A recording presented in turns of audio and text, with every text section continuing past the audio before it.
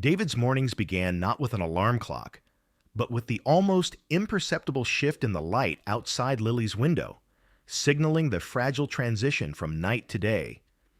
He'd learned to anticipate it, just as he'd learned to anticipate the subtle hum that would soon emanate from her room, a low, rhythmic sound that meant she was awake, content in her carefully constructed world of predictable patterns.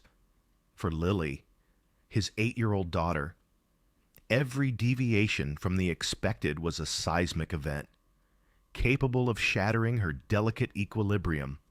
And for David, her single father, navigating that world was a constant dance of vigilance, patience, and a love so fierce it often left him breathless. Their small apartment, nestled on the third floor of an old brick building, was a sanctuary of soft colors and quiet corners. Toys were meticulously arranged, books lined up by size, and even the breakfast cereals had their designated shelves. This order wasn't just for aesthetics, it was a fundamental necessity for Lily, a visual roadmap through her day. David, a struggling artist whose canvases were usually splashed with chaotic, vibrant hues, had adapted his entire life to this quiet rhythm, finding an unexpected peace in the structured calm. Today, however, promised a rare and treasured deviation, a trip to Highland Park. It wasn't a spontaneous decision. It had been planned for weeks, every step meticulously visualized for Lily. They had even practiced the route on a laminated map, pointing out the specific swings, the winding path, and, crucially, the old stone bridge that arched gracefully over the slow-moving river at the park's far edge. David had chosen Highland Park specifically because it was usually quiet on a Tuesday morning, far enough from the city's cacophony to offer Lily a sensory reprieve. "Lilybug, time for our adventure," David murmured, gently knocking on her door, even though he knew she was already up. He heard the familiar hum intensify slightly, a tiny affirmative, when he entered. Lily was already sitting on her bed, her small hands meticulously smoothing the edges of her favorite comfort blanket. Her eyes, large and a captivating shade of hazel, met his for a brief moment before flitting back to the blanket. Her face, framed by a cascade of dark, fine hair, held in intense focus, a quiet intelligence that belied her limited verbal communication. Breakfast was a familiar ritual, the same brand of cereal, the same blue bowl, the same carefully measured amount of milk. David watched her, a pang of bittersweet tenderness in his chest. Lily lived in a world of her own, one he could only glimpse, never fully enter. His greatest fear wasn't just for her safety, but for her happiness, for her ability to find joy and connection in a world that often seemed too loud, too fast, too unpredictable. The bus ride was surprisingly smooth.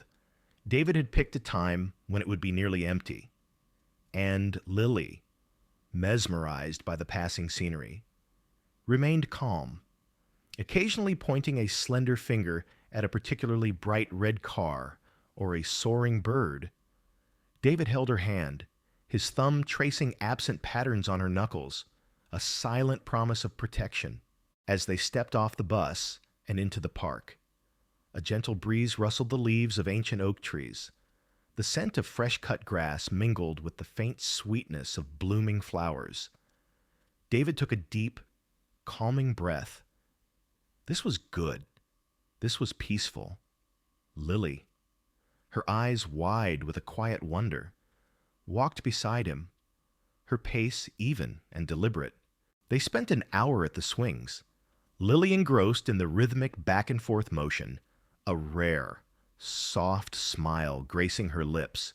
Then they explored the winding paths, David pointing out squirrels and butterflies, narrating their movements in a low, even tone that Lily seemed to absorb. He felt a rare moment of lightness, a brief respite from the constant undercurrent of anxiety that was his daily companion. Okay, Lilybug, just a little further. To the big bridge, remember, David said, guiding her gently towards the less frequented part of the park. The old stone bridge was an iconic landmark, its graceful arch a popular spot for photographers. David had often sketched it, its weathered stones telling tales of time. Lily had always been fascinated by bridges, by their clear, defined start and end points, by the predictable flow of the water beneath. As they approached the bridge, David felt a sudden shift in the atmosphere. The gentle hum of the park seemed to intensify, and he noticed a small group of teenagers with a blaring portable speaker near the bridge entrance, their voices loud and boisterous. A knot formed in his stomach. This was precisely the kind of sensory overload that could trigger a meltdown for Lily. Let's just walk along the riverbank instead, Lily, David suggested, trying to pivot their route. But Lily, her focus now entirely on the bridge, stopped abruptly. Her eyes were fixed on its ancient stones, and a faint, almost imperceptible shiver ran through her small frame. Her routine, her carefully constructed mental map, was being challenged. Bridge, Lily stated, her voice a soft, flat whisper, but firm. David sighed, his heart sinking. When Lily fixated, it was almost impossible to divert her. Just quickly. Then, okay, sweetie, we'll walk over and straight back. He took her hand, pulling her gently, trying to navigate around the boisterous teenagers. Just as they were about to step onto the bridge, a sudden, piercing siren wailed from the distant road. An ambulance, no doubt. But to Lily, it was an assault. She flinched violently, pulling her hand free from David's grasp with surprising strength. No, she cried, a rare, high-pitched sound of distress. David turned, his heart leaping into his throat. He reached for her, but she was already retreating, her small form a blur of motion. She didn't run in a panicked frenzy. Instead, she moved with an almost dreamlike dissociation, her body instinctively seeking escape from the overwhelming sound. She veered sharply, not towards the safety of the park's main path, but directly towards the bridge, where the stone railing offered a semblance of enclosure, a place to hide. "Lily, wait!" David shouted, his voice hoarse with sudden terror. The sirens faded, but a new, more terrifying sound filled his ears, the frantic pounding of his own heart. He pushed past the startled teenagers, his eyes locked on his daughter's retreating back. She was on the bridge now, a small, vulnerable figure against the vast, indifferent expanse of the river below.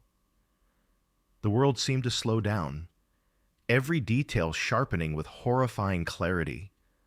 The way the sunlight caught the dust motes in the air, the faint scent of damp stone, the distant chatter of the teenagers that now seemed impossibly far away. He sprinted, his lungs burning, his mind screaming her name. He had to reach her. He had to. He knew Lily's tendencies. When overwhelmed, she often sought enclosed, hidden spaces, almost instinctively trying to disappear.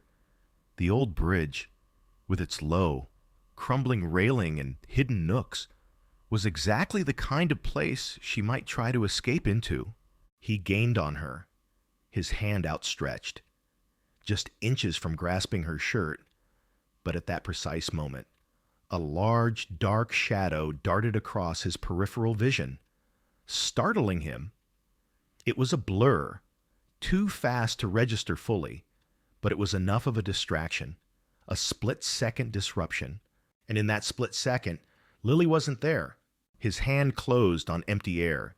He stumbled, catching himself on the cold, rough stone of the bridge railing. His eyes darted wildly, frantically, desperately searching. She was gone. His gaze swept the length of the bridge, then frantically scanned the ground near the railing. Nothing. No bright pink shoe, no glimpse of dark hair, no discarded comfort blanket. Just the cold, hard stone and the vast, swirling river below. A raw, guttural sound tore from David's throat, a sound born of primal fear and unimaginable loss. His vision blurred, the world tilting precariously. His daughter, his precious Lily, had vanished into thin air, seemingly over the edge of the bridge.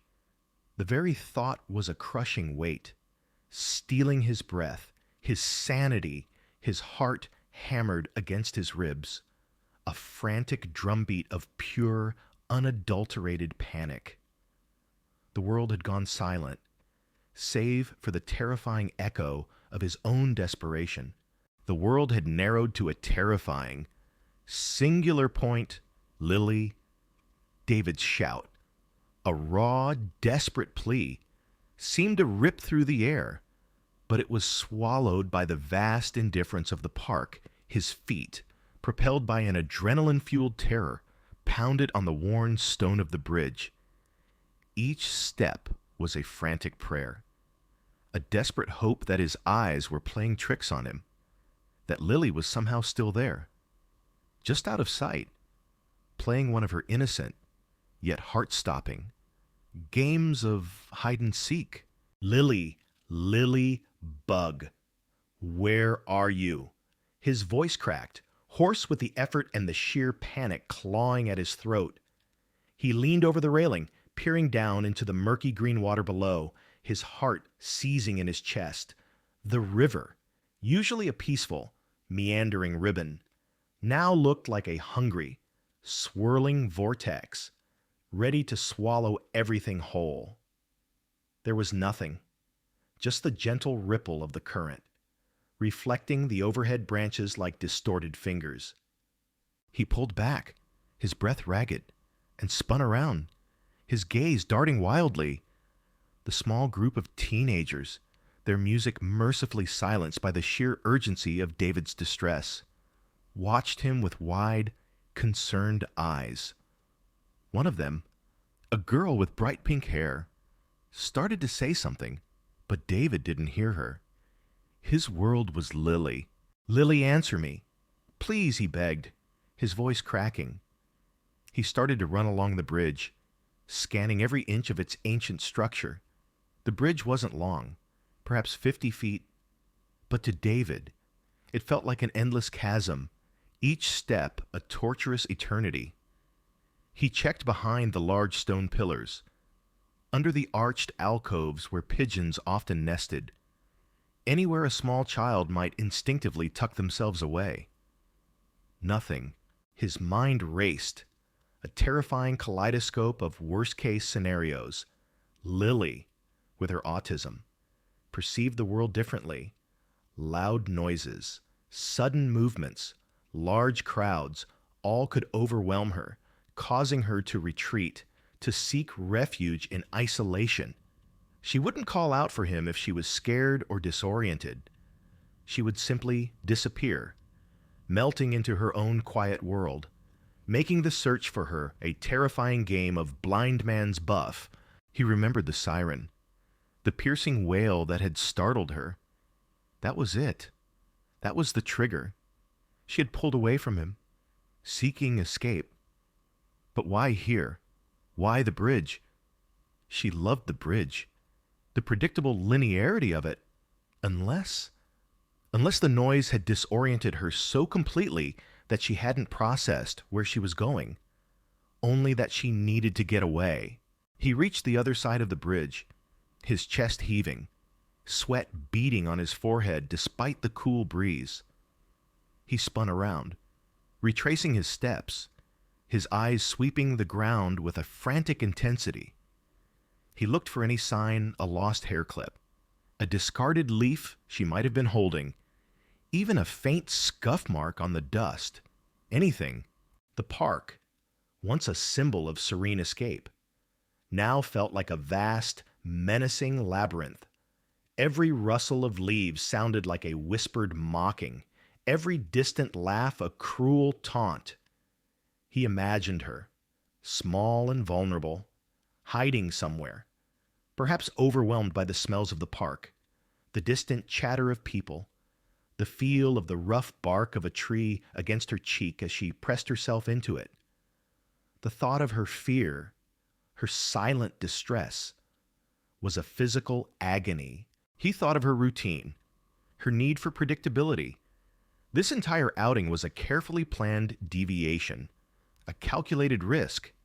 They had practiced it, visualized it, repeated the steps, but a siren, an unforeseen variable, had shattered that fragile construct, and now she was gone.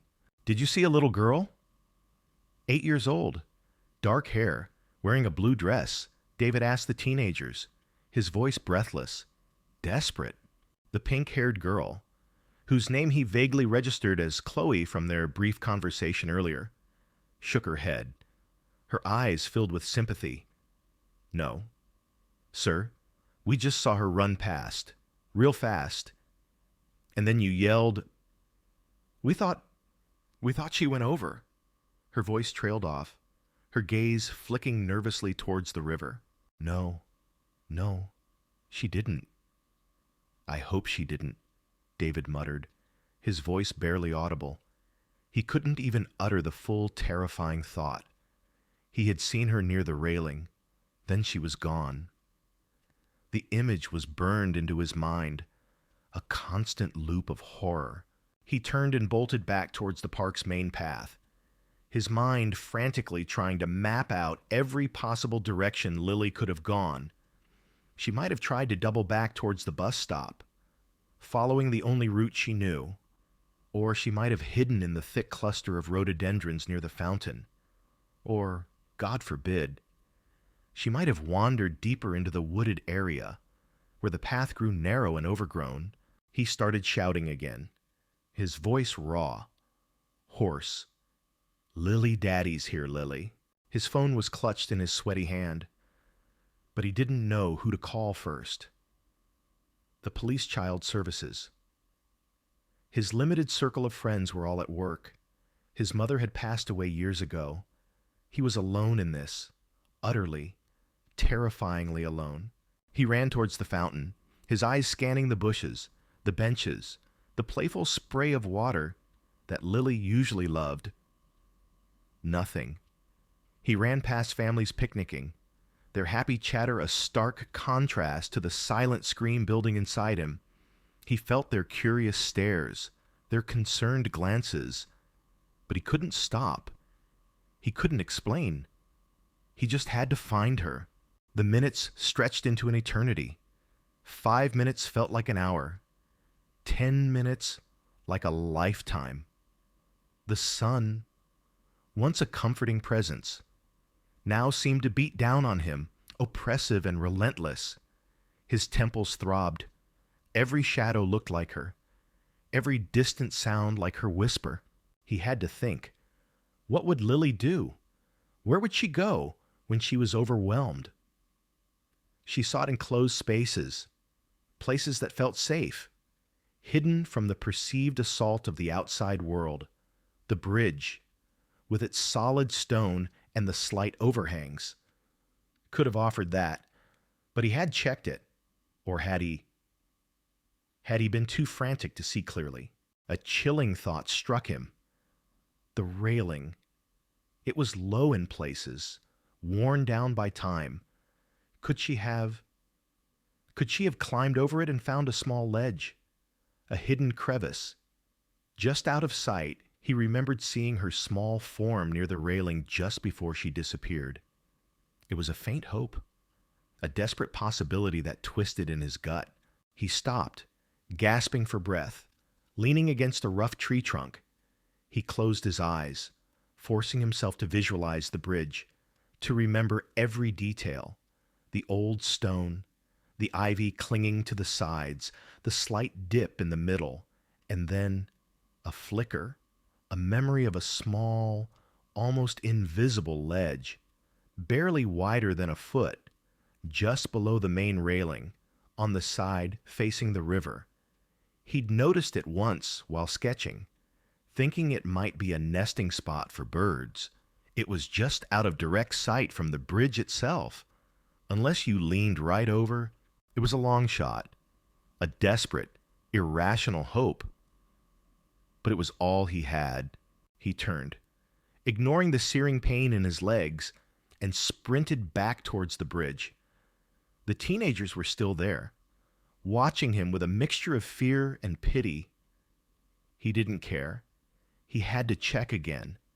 He had to be thorough. He reached the middle of the bridge, the very spot where he had last seen Lily. He grabbed the railing, his knuckles white, and forced himself to lean over, peering down into the murky depths below. His stomach lurched, the height making him dizzy.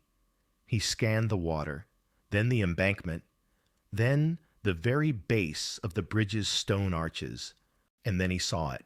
Not in the water, not on the embankment, but clinging to the very side of the bridge, on that tiny, precarious ledge, just below the railing, barely visible unless you knew where to look.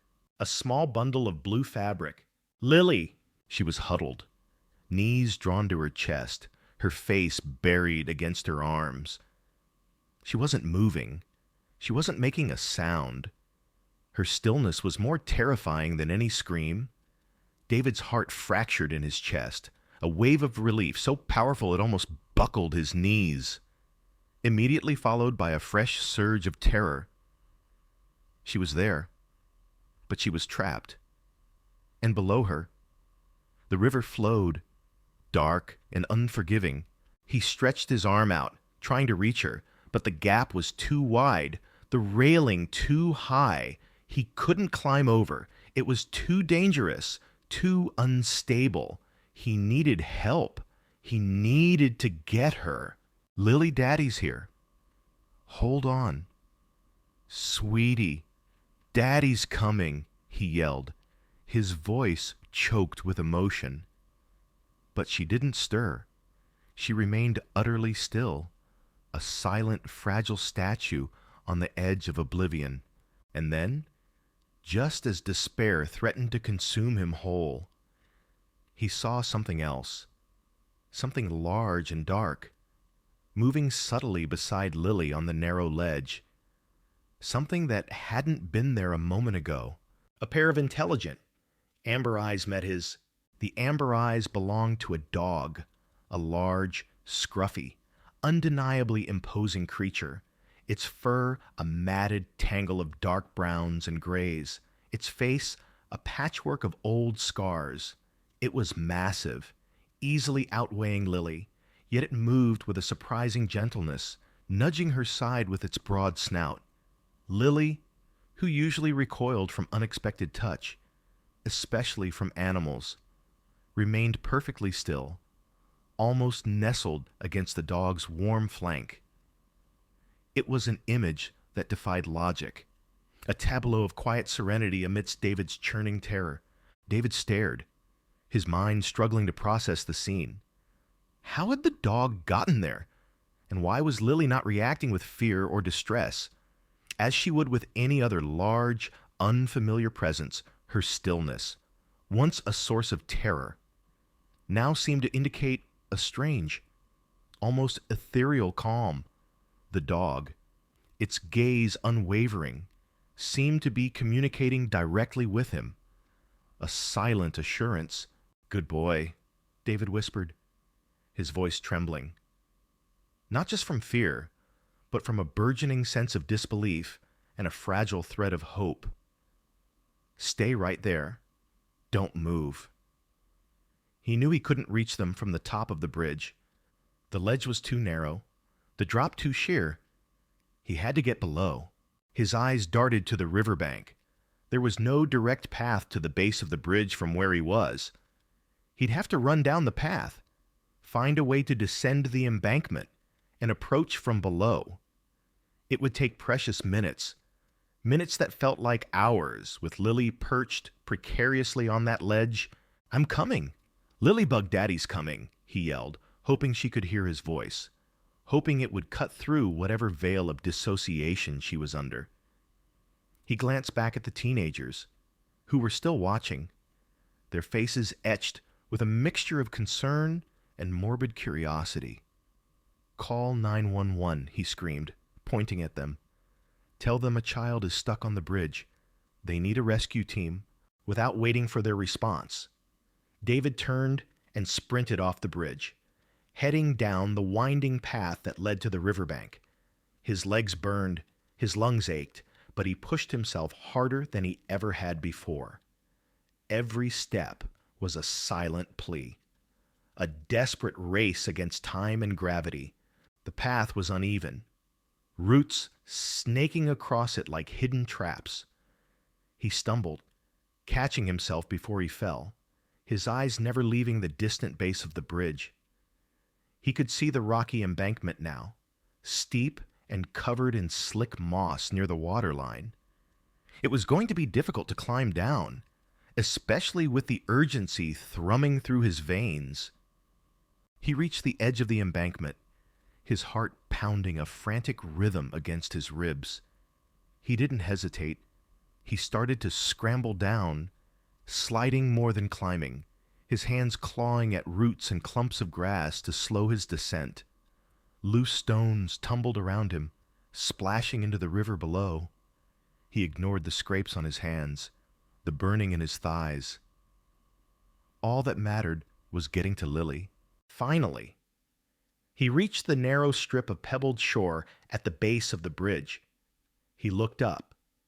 The immense stone arches loomed over him, damp and ancient, and there, perhaps 20 feet above him, was the tiny ledge, with Lily and the dog. "Lily, it's Daddy. Look at me. Sweetie," he called out, his voice echoing off the stone. Slowly, incredibly slowly, Lily stirred. She lifted her head, her face pale, her eyes wide and unfocused, but she was looking at him, and beside her, the large dog let out a low, rumbling whimper, a soft, encouraging sound that seemed to calm Lily even further. David scanned the bridge structure, desperate for a way up. There were no obvious handholds, no ledges he could use to climb. The stone was smooth, almost seamless. Panic, cold and sharp, began to prickle at the edges of his relief. He was so close, yet still so far. Just then, he heard the faint wail of sirens in the distance, growing louder. The teenagers had called. Help was coming. But could they wait? Could Lily hold on? He noticed a section of the bridge's foundation where the stones seemed to jut out slightly, almost like rough steps. It was a perilous climb, a feat of daring that David, a city artist, had never imagined himself attempting. But Lily was up there, and a strange, calm courage, fueled by desperate love, surged through him. He took a deep breath and began to climb. The stones were cold and damp, offering precarious footholds. His fingers, already scraped raw from the scramble down the embankment, burned with exertion. He tested each handhold, each step, his body screaming in protest.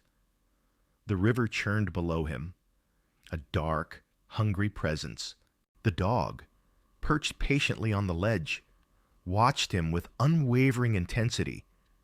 It seemed to understand, its gaze a steady beacon. Lily, her head still lifted, tracked his progress, her expression unreadable. But at least she wasn't moving, wasn't recoiling. The dog was still pressed against her, a silent, comforting presence. He pulled himself up, inch by agonizing inch, his muscles trembling. He could feel the vibrations of the passing cars on the bridge above, a reminder of the fragility of the ancient structure and of Lily's precarious perch. He refused to look down, focusing only on the next handhold, the next narrow foothold.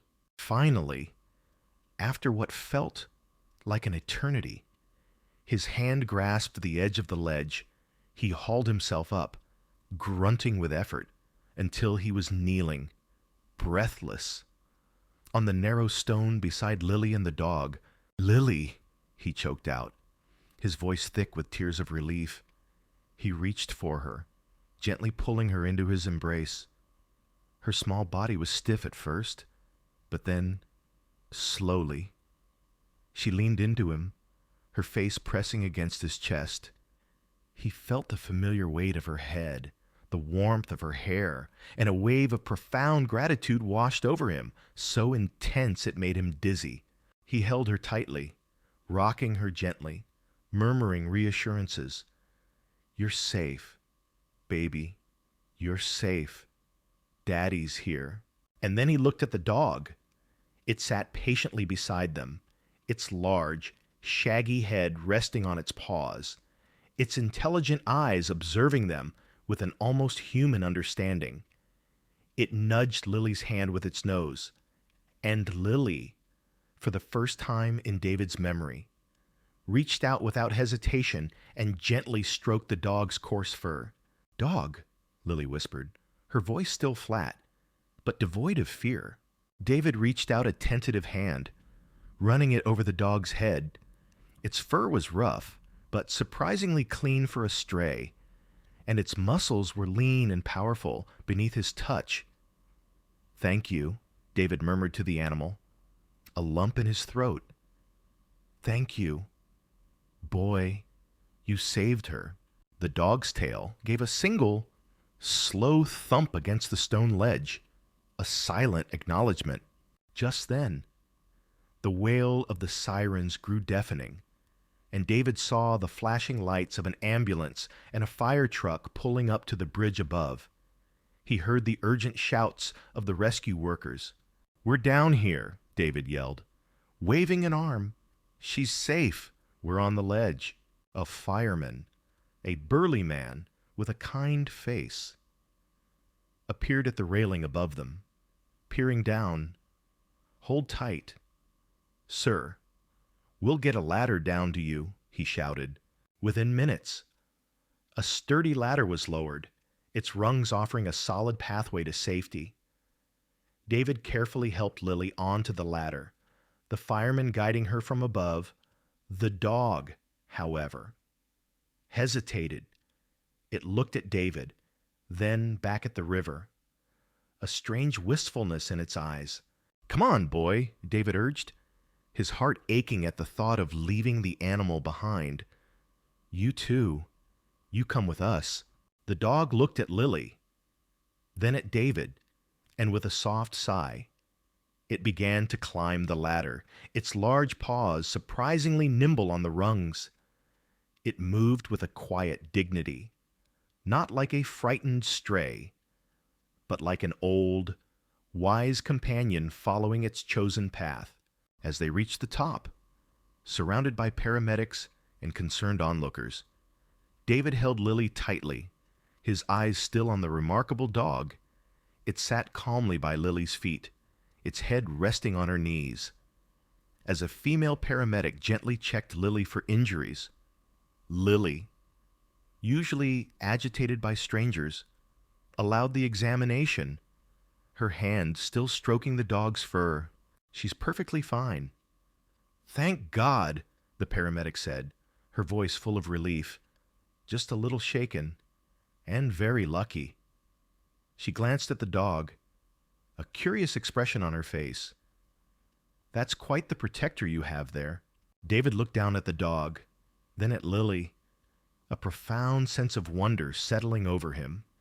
He had come to the bridge expecting the worst, prepared for a heartbreak that would shatter his world.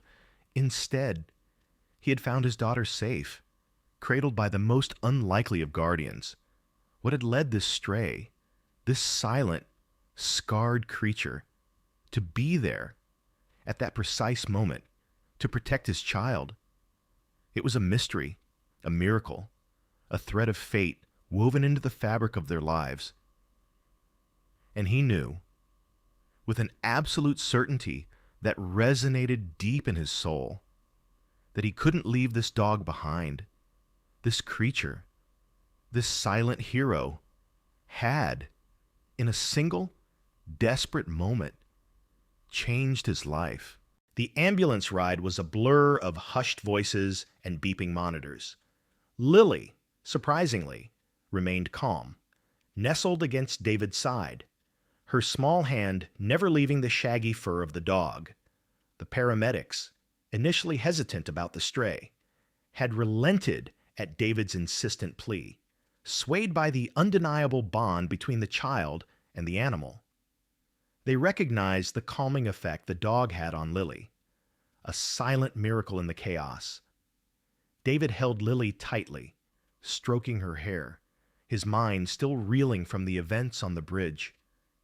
Every time he closed his eyes, he saw her small figure on the narrow ledge, the vast river churning below, and then the steady, reassuring presence of the dog beside her at the hospital. They were ushered into a quiet examination room.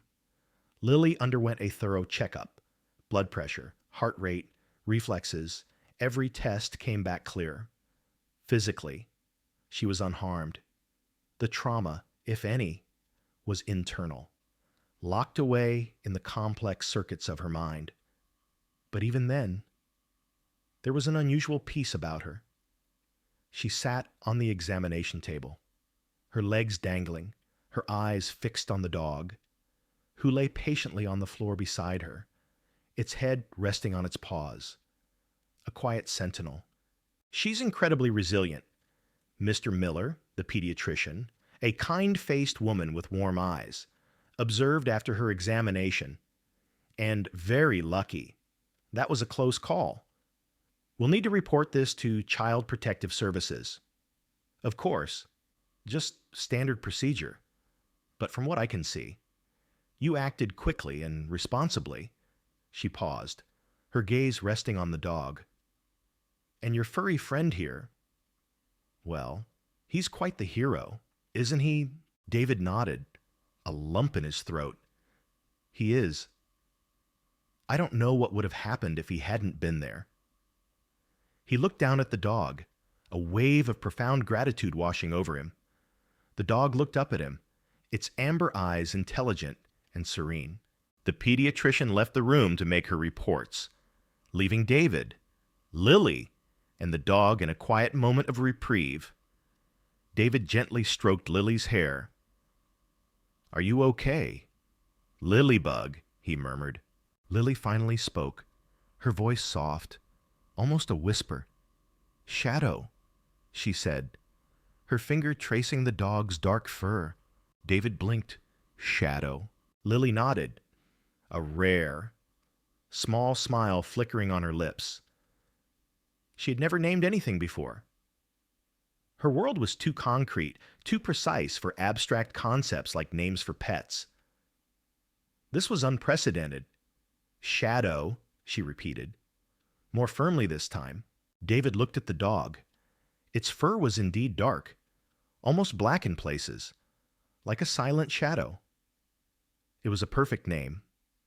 "Shadow it is," he said, a genuine smile spreading across his face for the first time that day. He glanced down at the dog. "You like that?" "Boy Shadow." The dog's tail gave a single, slow thump against the tiled floor, as if in agreement. The next few hours were a whirlwind of questions from social workers, police officers, and hospital staff. David recounted the story of the siren, Lily's flight, his frantic search, and the miraculous appearance of the dog. He explained Lily's autism, her sensitivities, and the constant challenges they faced. He showed them Lily's unusual attachment to Shadow, how calm and settled she was in the dog's presence. "Sir, we understand the circumstances are unique," a stern-faced social worker said, her voice formal and measured. "But a stray dog, we can't simply allow you to take him home. He'll need to go to animal control, be checked for diseases, and then, if he's not claimed, he'll be put up for adoption." David felt a cold dread creep into his stomach. No, he said, his voice firm, unwavering. You don't understand. He saved her. He was there for her when I couldn't be. Lily, she needs him. Look at her. He gestured to Lily, who was now quietly humming, her arm draped over Shadow's back, her head resting against him. The dog lay perfectly still, a picture of calm devotion. The social worker's expression softened slightly. She exchanged a glance with the pediatrician, who had returned to the room. It's remarkable, I'll grant you that. The pediatrician conceded. I've never seen Lily so relaxed in a hospital setting, or with an animal for that matter. David pressed his advantage. He's gentle. He's clearly healthy. He's not aggressive. He's part of our family now. He's Shadow. He appealed directly to the social worker, his eyes pleading, please, just for a few days, let me take him home. If he shows any signs of aggression, any issues, I'll bring him back. But please, give him a chance. Give us a chance. After much discussion, and with the pediatrician's surprising endorsement, the social worker reluctantly agreed to a temporary arrangement. David would be allowed to take Shadow home for a trial period, provided he registered him with a local vet immediately for a full checkup and vaccinations. It was an extraordinary concession, a testament to the undeniable evidence of Shadow's calming effect on Lily. Leaving the hospital, David felt a profound lightness he hadn't experienced in years. Lily, usually drained after a hospital visit, was alert, her eyes bright.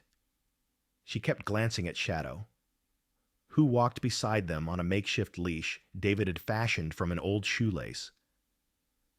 The setting sun cast long shadows, and David felt a strange sense of completeness, as if a missing piece of their lives had suddenly clicked into place back at their apartment.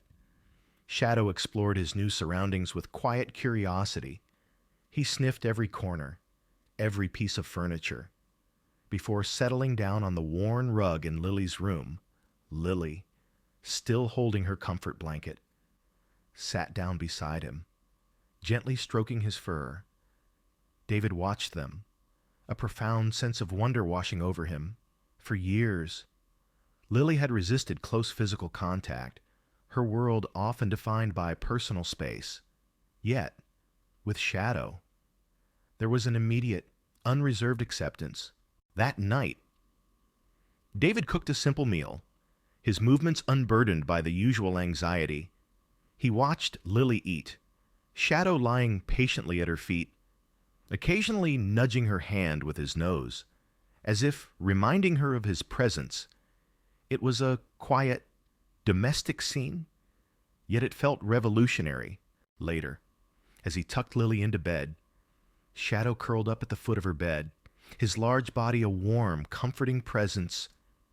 Lily, instead of turning her face to the wall, reached out and found Shadow's fur, her fingers tangling in it. David stood in the doorway, watching them, a tear rolling down his cheek. For the first time in a long time, he felt a flicker of hope, a gentle whisper that perhaps, just perhaps, everything would be okay. He retreated to his small living room, the easel in the corner calling to him. He hadn't touched his paints in weeks, his creativity stifled by the relentless demands of his life and the anxieties that constantly gnawed at him. But tonight, a new image had begun to form in his mind. Lily, small and fragile, nestled against the powerful, protective form of Shadow, bathed in the soft glow of a sunset. It was an image of unexpected salvation, a testament to the profound connection that had just saved his daughter's life. He picked up his sketch pad, the charcoal feeling strangely light in his hand, and began to draw, the lines flowing with an ease he hadn't known in years. Shadow's arrival had not only saved Lily, it had begun to unlock something within David himself. The days that followed Shadow's arrival were a revelation. Lily, who had always inhabited a world of precise boundaries and carefully managed sensory input, seemed to blossom under the dog's quiet influence. The low, rhythmic hum that often accompanied her periods of deep focus now blended with the soft, contented sighs of Shadow as he lay beside her. He was her constant companion, a furry anchor in the often turbulent sea of her internal world. David watched, mesmerized by this transformation. Lily, usually wary of physical touch, would often lean against Shadow, her small hand buried in his thick fur. He became her confidant, her silent playmate, when she would spin her favorite brightly colored top. Shadow would watch with an almost meditative focus, his tail occasionally thumping a gentle rhythm against the floor.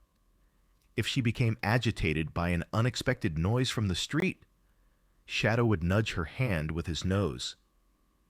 His warm presence, a quiet reassurance that seemed to calm her far more effectively than any verbal comfort David could offer. David found himself sketching constantly now. His art, once filled with stark, almost melancholic landscapes or abstract expressions of inner turmoil, began to soften. His new canvases were often portraits of Lily and Shadow Lily's intents. Hazel eyes softened by a rare smile as she looked at the dog. Shadow's noble profile silhouetted against the setting sun, their forms intertwined in moments of serene companionship. He captured the unspoken language between them, the profound, almost spiritual connection that transcended the barriers of human communication. Despite the joy Shadow brought, a familiar Shadow, not of the dog but of his own making, still lingered over David's financial struggle. Lily's extensive therapy, specialized education materials, and a diet tailored to her sensitivities were costly. David's art, while gaining subtle depth, didn't exactly pay the bills. He worked part-time as a graphic designer, a soul-crushing job that felt miles away from his artistic passion. Every month was a delicate balancing act, a constant negotiation with looming bills and the ever-present fear of not being able to provide for his daughter. This financial anxiety was deeply intertwined with another, older wound: the abandonment by his own father. David's father, a quiet, scholarly man, had simply vanished when David was 12, leaving behind no note, no explanation, only an empty space that echoed with unanswered questions. His mother, a resilient but fragile woman, had struggled immensely, eventually succumbing to a long illness years later, leaving David utterly alone, burdened by unspoken grief and a deep-seated fear of history repeating itself. He swore he would never, could never, abandon Lily, but the fear of failing her, of not being enough, gnawed at him constantly. It was a silent, internal battle he fought every single day. One crisp autumn afternoon, while Lily and Shadow were enjoying a rare, calm play session in the living room, Lily meticulously stacking colorful blocks while Shadow watched. Head cocked to one side, the doorbell rang. David, startled, answered it to find an elderly woman standing on his doorstep. She had kind, shrewd eyes that crinkled at the corners, and her silver hair was meticulously coiled into a neat bun. "Mr. Miller?" "David Miller," she asked, her voice surprisingly strong. "My name is Evelyn Cross. I'm the owner of the Art and Soul Gallery downtown." David's heart did a strange little flip. The Art and Soul Gallery was renowned in the local art scene, a place where genuine talent was discovered and nurtured, not just commercial appeal. "Ms. Cross, yes, I'm David. Please, come in." Ms. Cross stepped inside, her gaze immediately falling on Lily and Shadow. A soft smile touched her lips. "What a beautiful sight," she murmured, her eyes lingering on the dog. "I saw your sketches at the community fair last month, the ones of the bridge. And then there were these new ones, the ones of the girl and the dog." She gestured vaguely towards his apartment, as if the images were still floating in the air. David felt a flush of both pride and nervousness. He'd only displayed a few, almost as an afterthought, not truly expecting anyone to notice amidst the cacophony of amateur art. "Oh, yes. Those are recent." "Recent and profound," Mrs. Cross stated, her gaze now meeting his directly, piercing and discerning. "They have a raw emotion, a depth I haven't seen in a long time. There's a story in them. Mr. Miller, a powerful one. I want to offer you an exhibition, a solo show. Next month." David was stunned. A solo exhibition at Art and Soul. It was the kind of opportunity artists dreamed of for years. It could be his breakthrough, a chance to finally gain some financial footing, to alleviate the crushing weight of his anxieties. "Ms. Cross, I don't know what to say. It's incredible." "Say yes," she said simply, a hint of a smile in her eyes. "I see talent. Mr. Miller. And these new pieces, they have a unique light about them. I want to share that light." Over the next few weeks, David threw himself into preparing for the exhibition. He painted with a renewed vigor. Inspired by Lily's growing confidence and Shadow's unwavering presence, he created larger canvases, filling them with the quiet domestic scenes of Lily and Shadow, but also with more abstract pieces that captured the profound, almost spiritual connection he felt to the dog, and the unexpected hope it had brought into their lives. The fear of his past, of his father's abandonment, still lingered, but it was now tempered by a burgeoning sense of purpose and a fragile, newfound optimism. Then, one rainy afternoon, a week before the exhibition, a peculiar piece of mail arrived. It was an old, brittle envelope, the paper yellowed with age, addressed in faded cursive to his deceased mother. The postmark was almost illegible, but it seemed to be from decades ago, a ghost from the past. Puzzled, David carefully opened it. Inside, he found a single, creased photograph. It was a black and white image of a young woman, undeniably his mother, though younger than he'd ever known her, laughing, her arm linked with a handsome, smiling young man. The man was impeccably dressed, his dark hair neatly combed, his eyes kind and intelligent. David stared at the man, a faint tremor running through him. There was something familiar about him, a ghost of a resemblance to someone he couldn't quite place. Beneath the photograph, a short handwritten note. "Dearest A, I hope this finds you well. It has been too long. I know what you're going through, and my heart aches for you. He was a cruel man, but your strength will see you through. I never stopped believing in you, or in your love. Know that what you left behind is precious and safe. I will always protect it. Always. With endless love and unwavering hope, E." David reread the note, his brow furrowed in confusion. "Dearest A." He was a cruel man, and the signature. E. Who was E? A relative. A friend of his mother's. The cryptic message about what you left behind sent a shiver down his spine.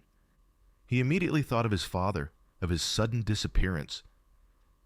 Could this letter be connected? But the handwriting, it was elegant, flowing, almost artistic. It bore a faint, unsettling resemblance to a small, almost illegible note he'd once found tucked inside one of his father's old, discarded sketchbooks. A note he had never understood. A mere fragment of a sentence that read simply, Forgive me. I had no choice. He had dismissed it as a random doodle at the time. He stared at the photograph again, focusing on the young man. The faint familiarity became a nagging itch at the back of his mind. He pulled out an old photo album, flipping through faded pictures of his father. No, it wasn't him. The man in the letter's photo was different. His features softer, his smile more open. Yet, there was still that subtle, unsettling echo. He dismissed it. It had to be a coincidence, a long-lost letter from a distant relative or a forgotten friend. The world was full of such random occurrences. His father's disappearance was just that, a disappearance, a man who simply left, not a grand conspiracy or a hidden truth. He tucked the old letter and photo back into the envelope, placing it in a drawer, trying to push the unsettling questions from his mind. He had an exhibition to prepare for, a future to build, and a daughter and a loyal dog who depended on him. There was no time for ghosts of the past, no matter how intriguing or unsettling they might be. But the seeds of curiosity, once planted, are hard to uproot. The Art and Soul Gallery buzzed with a sophisticated murmur on the evening of David's exhibition opening. The air, usually heavy with the scent of turpentine and oil paints in his studio, was now fragrant with expensive perfume and the crisp aroma of white wine. David, dressed in a borrowed suit that felt stiff and unfamiliar, stood awkwardly near the entrance, his heart a nervous drum against his ribs. He was an artist, not a socialite, and the sheer number of faces, all smiling and murmuring appreciative words, was overwhelming. Lily was, miraculously, calm. She wore a soft, pale yellow dress that David had carefully picked out, and her hair was adorned with a simple, silver clip. Shadow, of course, was by her side.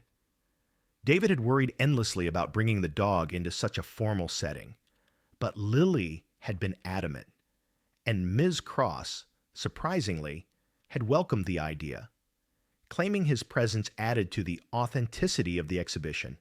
Shadow, accustomed to quiet and routine, adapted with an almost preternatural grace. He lay patiently at Lily's feet, occasionally lifting his head to watch the passing legs, his amber eyes seemingly taking in every detail of the bustling room. His calm presence had a noticeable effect on Lily, grounding her in the unfamiliar environment. David, darling, your work is simply breathtaking, Ms. Cross exclaimed, sweeping towards him, her silver hair glinting under the gallery lights. She squeezed his arm, her eyes alight with genuine pleasure. I knew it. I knew these pieces would resonate. His paintings, bathed in the soft, strategic lighting of the gallery, seemed to glow with an inner luminescence. The canvases depicting Lily and Shadow were particularly popular.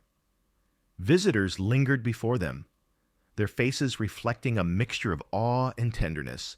A large canvas, titled The Unseen Protector, showed Shadow standing guard over a sleeping Lily, the moonlight casting long, gentle shadows. Another, Whispers of Joy, captured a rare, uninhibited laugh from Lily as she played fetch with Shadow in a sun-dappled park. These were not just paintings. They were glimpses into a private world, a testament to the transformative power of an unexpected bond. David found himself engaging in conversations, something he usually shied away from. People asked about Lily, about Shadow, about the story behind the art.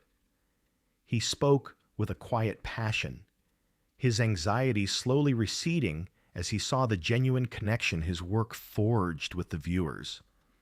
For the first time, his art wasn't just a personal escape. It was a bridge, connecting him to others, sharing a piece of his soul Amidst the swirling crowd, David noticed a figure standing apart from the others, engrossed in his work. He was an elderly man, impeccably dressed in a dark suit, with a shock of thick, white hair and a distinguished, almost aristocratic air. His face, though lined with age, held a quiet intensity, his eyes a startling shade of blue that seemed to pierce through the crowd. He wasn't looking at the most popular pieces, but rather at a smaller, more intimate portrait of Shadow alone, titled Echo of Loyalty, in the painting. Shadow's eyes were rendered with such depth, such profound wisdom, that they seemed to follow the viewer around the room. The man stood there for a long time, his hands clasped behind his back, a faint, almost imperceptible tremor running through his fingers. David watched him, a strange curiosity stirring. There was something about the man's stillness, his quiet intensity, that drew him in. Finally, the man turned, his gaze meeting David's across the crowded room. He walked towards David with a slow, deliberate pace, his eyes never leaving David's face. "Mr. Miller," the man inquired, his voice a rich baritone, refined and cultured. "Yes," David replied, a little breathless. "Arthur Caldwell." The man introduced himself, extending a hand. His grip was firm, surprisingly strong for his age. "I must tell you, your work, it's extraordinary. Truly, especially this one." He gestured back to Echo of Loyalty. "The dog, there's something about him, an almost familiar spirit." David felt a strange prickle on the back of his neck. "That's Shadow," he explained, gesturing to the real Shadow, who was now stirring slightly at Lily's feet, seemingly sensing the intense gaze of the stranger. "He's a very special dog." Arthur Caldwell's eyes flickered to the real Shadow, and for a fleeting moment, a profound sorrow crossed his face, quickly masked. "Indeed," he murmured. "He reminds me of a companion I once had, many years ago, a truly remarkable creature." He paused, then looked back at David, his blue eyes holding a curious, searching quality. "I would be honored if you would consider selling me that particular piece. Echo of Loyalty. I'm willing to offer a generous sum." David's heart leapt. A generous sum could mean alleviating so much of his financial burden, a real chance to provide more for Lily. He had priced his pieces fairly, but nowhere near the level a collector like Arthur Caldwell might offer. "Mr. Caldwell, I'm honored." "Of course." Arthur Caldwell smiled, a warm, genuine smile that reached his eyes. "Excellent. I also have several properties, Mr. Miller, and I'm in need of art that evokes a certain feeling, your ability to capture the soul of your subjects, the raw emotion. It's precisely what I'm looking for. Would you be willing to meet for coffee sometime next week to discuss potential commissions?" David could barely believe his luck. This was more than just a sale. This was a potential patron, a doorway to a new level of financial stability. "I would be delighted." "Mr. Caldwell, truly." They exchanged contact information, and Arthur Caldwell lingered for a moment, his gaze once more falling on Lily and Shadow. He didn't approach them, but there was an undeniable tenderness in his eyes as he watched Lily gently stroke Shadow's head. Then, with a polite nod to David, he turned and disappeared back into the crowd. The rest of the evening passed in a blissful haze. Sales were strong, compliments flowed, and David felt a lightness in his step he hadn't felt in years. He felt a surge of pride, not just for his artistic success, but for the quiet, profound impact Lily and Shadow had clearly made on others. The following Tuesday, David found himself in a quaint, old-fashioned coffee shop, waiting for Arthur Caldwell. He felt a nervous flutter in his stomach, a mixture of anticipation and lingering self-doubt. Could this really be happening? Could his life, so long defined by struggle and quiet desperation, finally be turning a corner? Arthur Caldwell arrived promptly, his presence radiating a quiet authority. They settled into a secluded booth, the aroma of freshly brewed coffee filling the air. Arthur spoke eloquently about art, about its power to connect, to heal, to tell stories.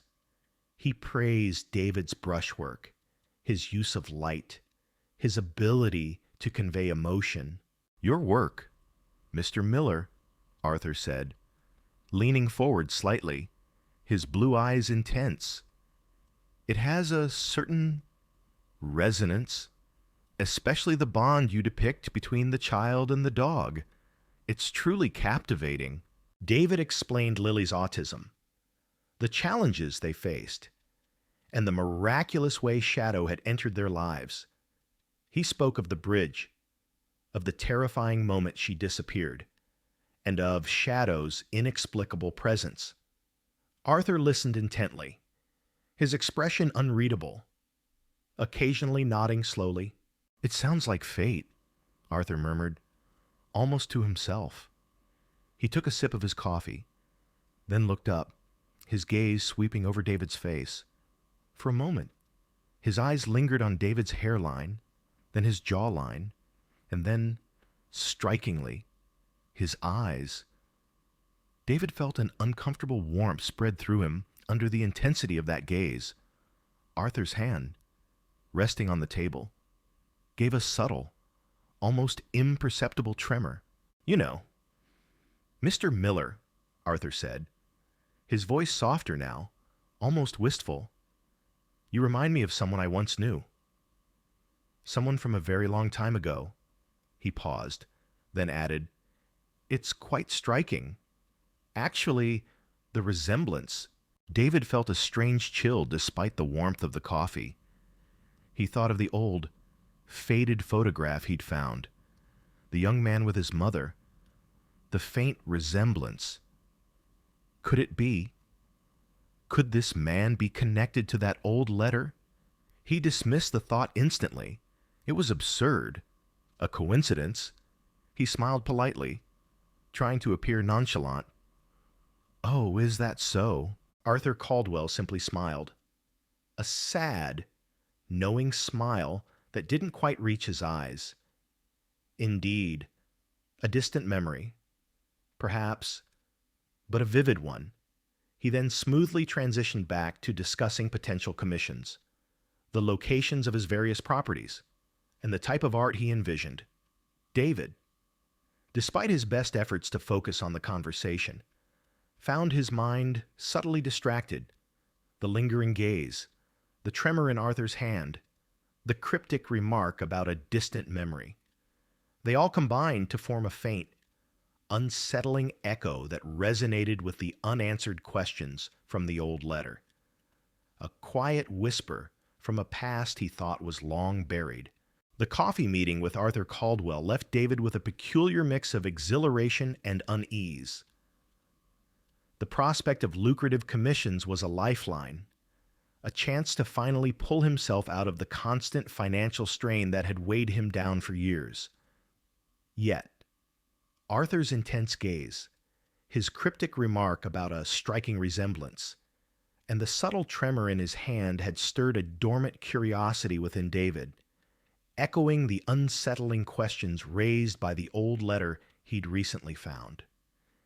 He tried to dismiss it as a random coincidence, the overactive imagination of an artist, but the feeling lingered, a faint, persistent hum beneath the surface of his thoughts back in his apartment. The familiar chaos of Lily's carefully constructed world was a comforting anchor. Shadow, ever the steadfast companion, greeted him with a soft nudge, his tail thumping a quiet welcome. Lily was engrossed in her therapy exercises, meticulously arranging colorful beads into intricate patterns. Her brow furrowed in concentration. David watched her, his heart swelling with a fierce protectiveness. Everything he did, every struggle, every sacrifice was for her. He knew, deep down, that the constant financial pressure was taking its toll. He often found himself distracted, exhausted, perpetually worried about the next bill, the next therapy session, the next unforeseen expense. His graphic design job, once a necessary evil, now felt like a crushing weight, stealing precious hours he longed to spend with Lily or at his easel. He dreamed of a life where he could dedicate himself entirely to his art, where he could provide Lily with every resource she needed without the gnawing fear of inadequacy. Arthur Caldwell's offer felt like a direct answer to a desperate prayer, but as he sifted through the day's mail, mostly bills and junk mail, his gaze fell on a stack of old photographs, carelessly discarded by his mother years ago. He often found himself looking at them, glimpses into a past he barely remembered, a childhood shattered by an unexplained absence. His father's disappearance was the central wound of his life, a gaping void that no amount of time or success could fully heal. He had built his adult life on the bedrock of self-reliance, vowing never to depend on anyone, never to leave anyone. This personal creed was a direct response to the profound betrayal he felt from his father's sudden vanishing. He picked up a faded black and white snapshot of his father, a younger version of the quiet, reserved man David remembered. His father had been an amateur photographer, always with a camera in hand, documenting their lives in a way David now found both poignant and perplexing. Why would a man who meticulously captured every moment simply disappear from the frame? He remembered the old note, the one he'd found years ago tucked inside one of his father's dusty old sketchbooks. He'd barely registered it at the time, dismissing it as a random scrap. But now, with the old letter from E freshly in his mind, the words came back with startling clarity. "Forgive me, I had no choice." The handwriting had been frantic, almost illegible, but definitely his father's at the time. David had thought it was a draft for a letter to his mother, perhaps an apology for some minor transgression. Now, the phrase took on a chilling new meaning, a choice. What choice could force a man to abandon his family? He pulled out the old, yellowed envelope and the photograph he'd found just days earlier, the one with his mother and the handsome young man. He held it side by side with his father's photo. No, they were definitely not the same man. His father had a broader jaw, a slightly heavier build. The man in the other photo was more refined, almost delicate in his features. Yet, that nagging sense of familiarity persisted, a subtle echo that teased at the edges of his memory. He studied his mother's face in the old photo. She looked so happy, so carefree, a side of her David rarely remembered. Her eyes, usually clouded with quiet sadness in his memories, sparkled with genuine joy. And the man beside her, he radiated a warmth, a quiet strength. E. Who was E? And why was this letter addressed to his mother, seemingly from a past he knew nothing about? David felt a strange compulsion. He rarely delved into his father's old belongings. They were too painful, too filled with unanswered questions. But now, a new energy, a desperate need for answers, propelled him. He went to the dusty old attic, a place he usually avoided, filled with the ghosts of his past. He found the old wooden trunk, untouched for years, where his mother had stored his father's things after he left. He lifted the heavy lid, the scent of aged paper and mothballs filling his nostrils. Inside were stacks of old books, forgotten tools, and a worn leather-bound journal. His father's journal. David hesitated, his hand hovering over the familiar cover. He had never read it. He had never been able to bring himself to confront the pages that might hold the secret of his father's disappearance. The words that might explain the inexplicable pain he had caused. But now, driven by the lingering unease from his meeting with Arthur Caldwell and the unsettling mystery of the old letter, David felt a surge of resolve. He pulled out the journal, its pages brittle with age. He flipped through it, seeing his father's neat, scholarly handwriting, recording observations about art, about nature, about life. And then he found it, a distinct section, tucked away near the back, its pages slightly discolored, as if handled more frequently, more anxiously. The handwriting on these pages was different. It was less precise, more frantic, almost mirroring the fragmented note he'd found years ago. It chronicled a period of immense stress, of a looming threat, of a desperate choice. David's eyes widened as he read, his breath catching in his throat. The entries spoke of a powerful, ruthless family, the Caldwells, who had connections to his mother's side of the family. Though David had never known about them, they were wealthy, influential, and fiercely protective of their lineage. His father, a man from humble beginnings, had seemingly crossed them. The journal detailed threats, veiled warnings, and eventually, an ultimatum disappear, or his wife and young son would face dire consequences. The details were vague, shrouded in fear, but the message was clear. His father believed he had to leave to protect them. He thought he was saving them from a fate worse than his own absence. David felt a cold rage building in him, quickly followed by a crushing wave of confusion. Could this be true? Could his father, the man he had silently condemned for decades as a coward and a deserter, have actually made an unimaginable sacrifice? He devoured the entries, his heart racing.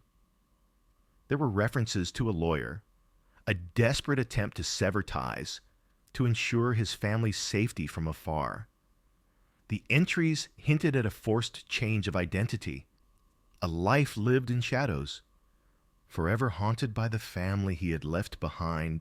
Then David saw it, a name, not his father's, a different name, mentioned repeatedly in the more frantic entries, always in connection with the threats. A name that made his blood run cold. Arthur Caldwell, the very man who had just offered him a chance at a new life. The man whose eyes held a striking, familiar gaze. The man who said David reminded him of someone he once knew. David's hand trembled so violently he almost dropped the journal. His mind reeled. It couldn't be. It was too much of a coincidence. Too fantastical a twist. This Arthur Caldwell, the wealthy, benevolent patron, couldn't possibly be the ruthless patriarch, or a part of the family.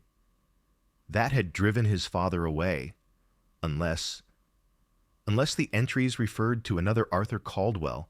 He flipped back to the photo he'd found with the old letter, the young man with his mother. He looked at the face again, his mind racing, trying to connect the dots. The elegant handwriting of the letter, the signature E. Could E be Evelyn Cross, his gallery owner, who had also noticed his talent, his unique light?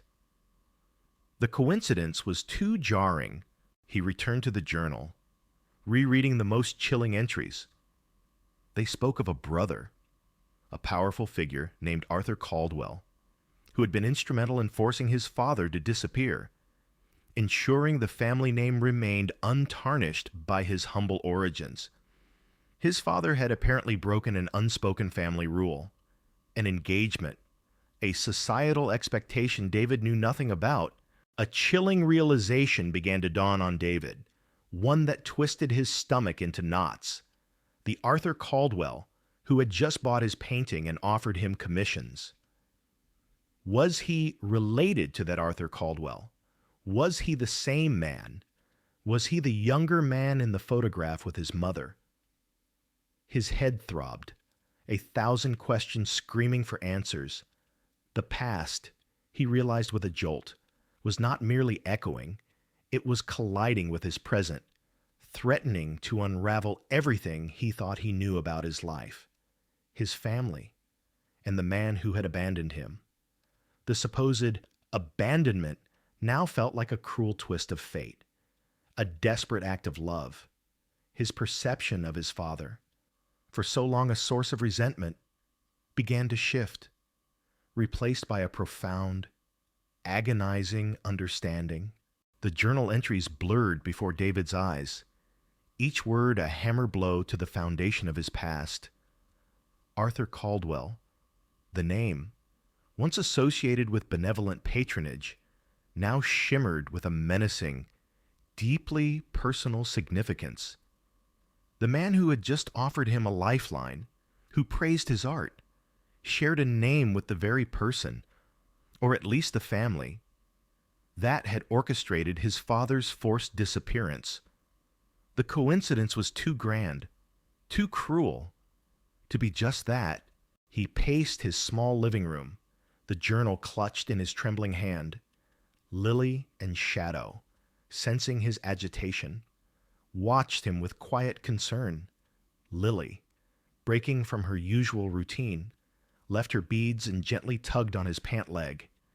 He knelt, pulling her into a tight hug, burying his face in her hair.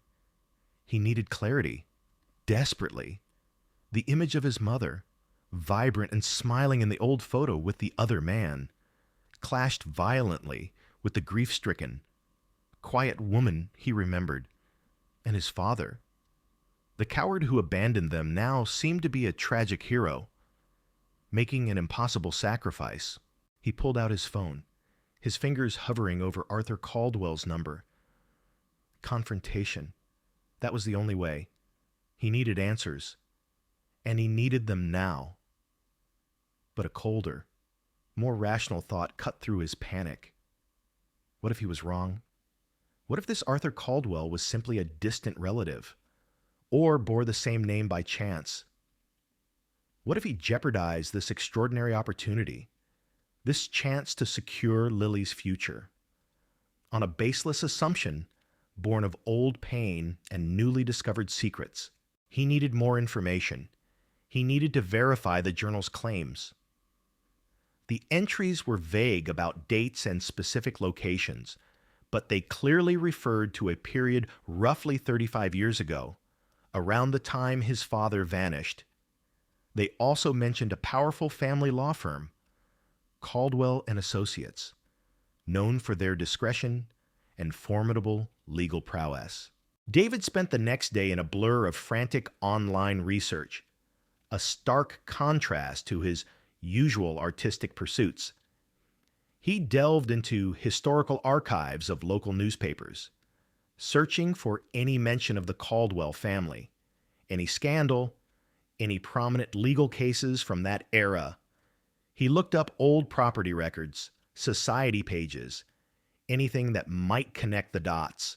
The Caldwells were indeed a prominent, old money family, their names synonymous with wealth, influence, and a fierce protection of their privacy. They owned vast tracts of land, held powerful positions, and their law firm, Caldwell and Associates, had a formidable reputation. He found articles about various members of the family, but nothing concrete that tied them directly to his father or any scandal related to a forced disappearance.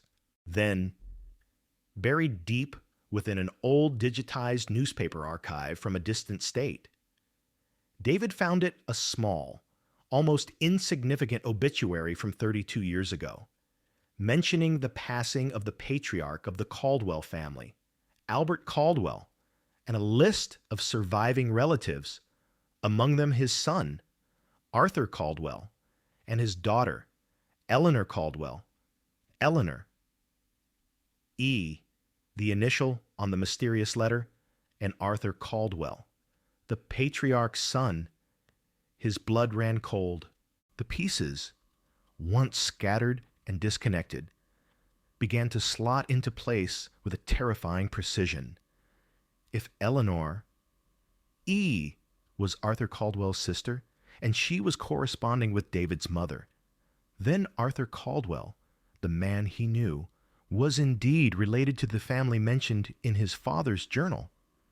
More than that, he was the son of the patriarch who had, according to the journal, orchestrated his father's banishment. This Arthur Caldwell would have been a young man, perhaps in his late 20s or early 30s. At the time his father disappeared. The age lined up perfectly with the man in the photograph with his mother. David's head throbbed. The cheerful, cultured patron, the man who spoke of art and beauty, was intrinsically linked to the dark forces that had torn his family apart. And the photograph, if that was Arthur Caldwell with his mother, what did that mean for his parents' marriage? For his own identity, the thought made him feel physically ill. He remembered Arthur's lingering gaze, the way his blue eyes had seemed to pierce David's own, the strange wistfulness as he spoke of someone from a very long time ago. It wasn't just a resemblance to David. It was a resemblance to David's mother, and perhaps a resemblance to himself, a younger version, now etched in a faded photograph. He looked at Lily, who was now meticulously lining up her small collection of toy animals, Shadow patiently observing her.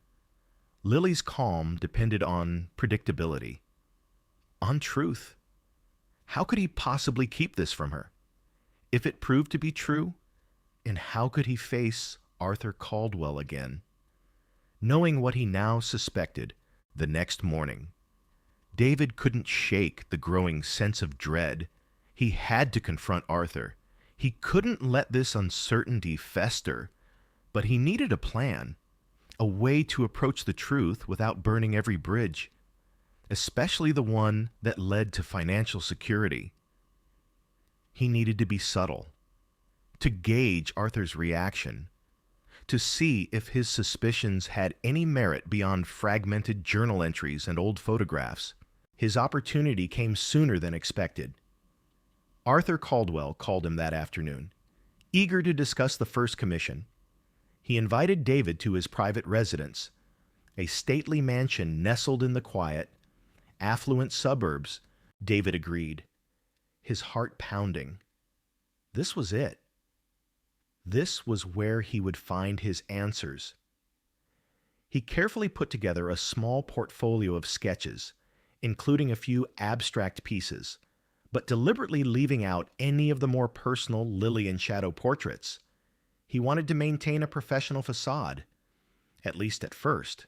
The mansion was as grand as David expected, an imposing stone structure surrounded by manicured gardens. A housekeeper ushered him into a spacious, art-filled study.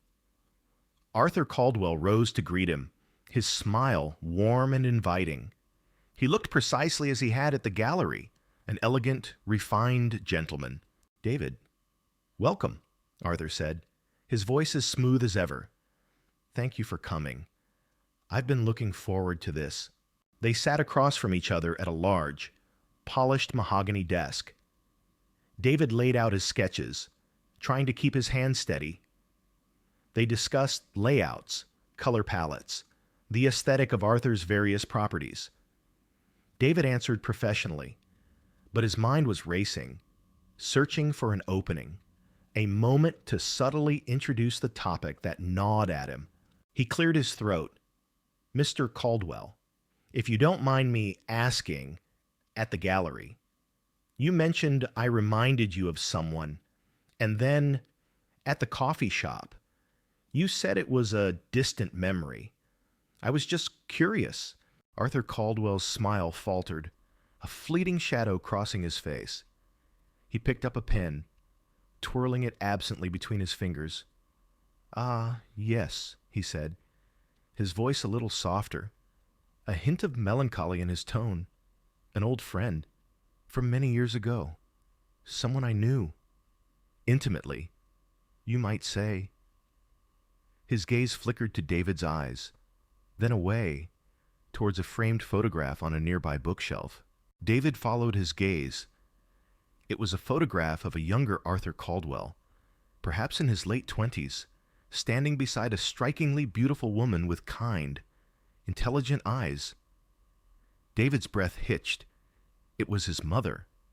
Younger, yes, but unmistakably her.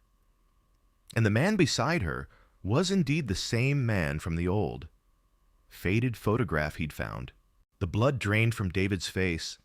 He felt a cold dread, a terrifying confirmation of his darkest fears. His mother, and Arthur Caldwell. Arthur, seeing David's reaction, placed the pen down slowly. His blue eyes, previously warm, were now clouded with a deep sorrow. He sighed. "A heavy, world-weary sound, it seems," he said, his voice barely a whisper. "That the past has a way of catching up to us, doesn't it?" David. He looked directly at David, his gaze unwavering, filled with an agonizing mix of regret and a strange, profound recognition. "Your mother, she was a remarkable woman.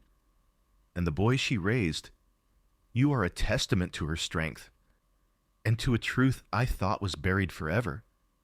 He paused, then continued, his voice gaining a quiet strength. "Yes, David, you remind me of someone. You remind me of your mother, and you remind me of myself when I was a younger man, the man in that photograph, the man who was your mother's secret love, the man who is your biological father." The words hung in the air, shattering the silence, shattering David's entire world. Biological father, not the man who disappeared, not the man who abandoned him, but this man, Arthur Caldwell. His stomach churned. The betrayal, the injustice, the overwhelming weight of decades of lies suddenly crashing down on him. The truth, finally revealed, was far more devastating and complex than he could have ever imagined. The words hung in the air, heavy and suffocating. "Your biological father." Each syllable struck David like a physical blow, shattering the very bedrock of his identity, the elegant study, the expensive art, the cultured voice of Arthur Caldwell, all dissolved into a swirling vortex of disbelief, anger, and a profound, aching sense of betrayal. Not by Arthur, not yet, but by the universe, by fate, by the decades of lies and omissions that had shaped his entire existence. "No," David whispered, the sound raw and disbelieving. He shook his head, a frantic denial. My father left. He abandoned us. He was my father." He pointed vaguely to the old, faded photograph of his mother and the younger Arthur Caldwell, then to the framed picture of his mother on Arthur's bookshelf. This isn't possible." Arthur Caldwell rose slowly from his chair, his movements deliberate, his face etched with a deep, profound sorrow that seemed to age him further. He walked to the window, his back to David, gazing out at the manicured gardens, as if gathering his thoughts, preparing for a confession that had been decades in the making. "David," Arthur began, his voice a low, steady rumble, filled with an unbearable weight of regret. "I understand your shock, your anger. You have every right to it. But please, hear me out. Every word I say is the truth, a truth I have carried, a burden I have lived with, for more than 30 years."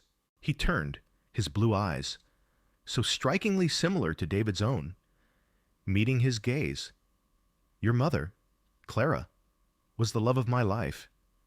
We met in college, young, idealistic, believing love could conquer all. She was vibrant, brilliant, fiercely independent. Everything my family, the Caldwells, were not. They were old money, old traditions, old expectations. My father, Albert Caldwell, was a patriarch in every sense of the word, ruthless, unyielding. He believed in bloodlines, in reputation, in maintaining the family's pristine image above all else. Arthur paused, a bitter taste in his mouth. When he discovered Clara and I were serious, that we planned to marry, he was furious. He saw her as an outsider, a threat to the family's carefully constructed legacy. He tried to buy her off.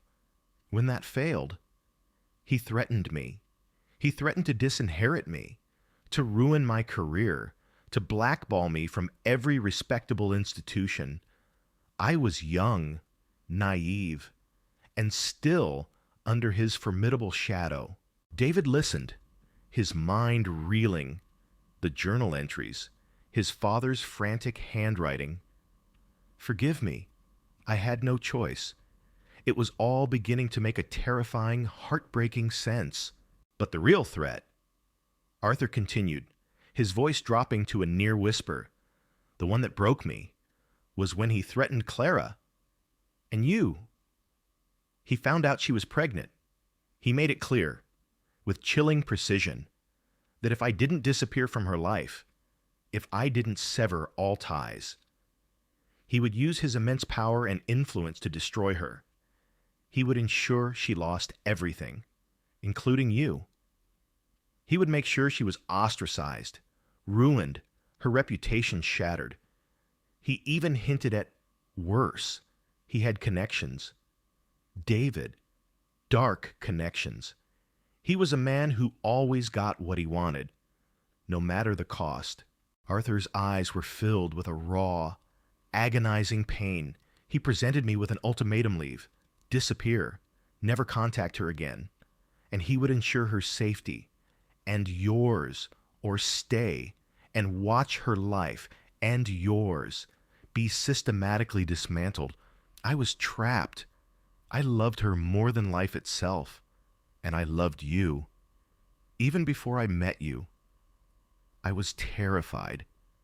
Terrified of what he was capable of. Terrified of losing you both. Not just to absence, but to ruin.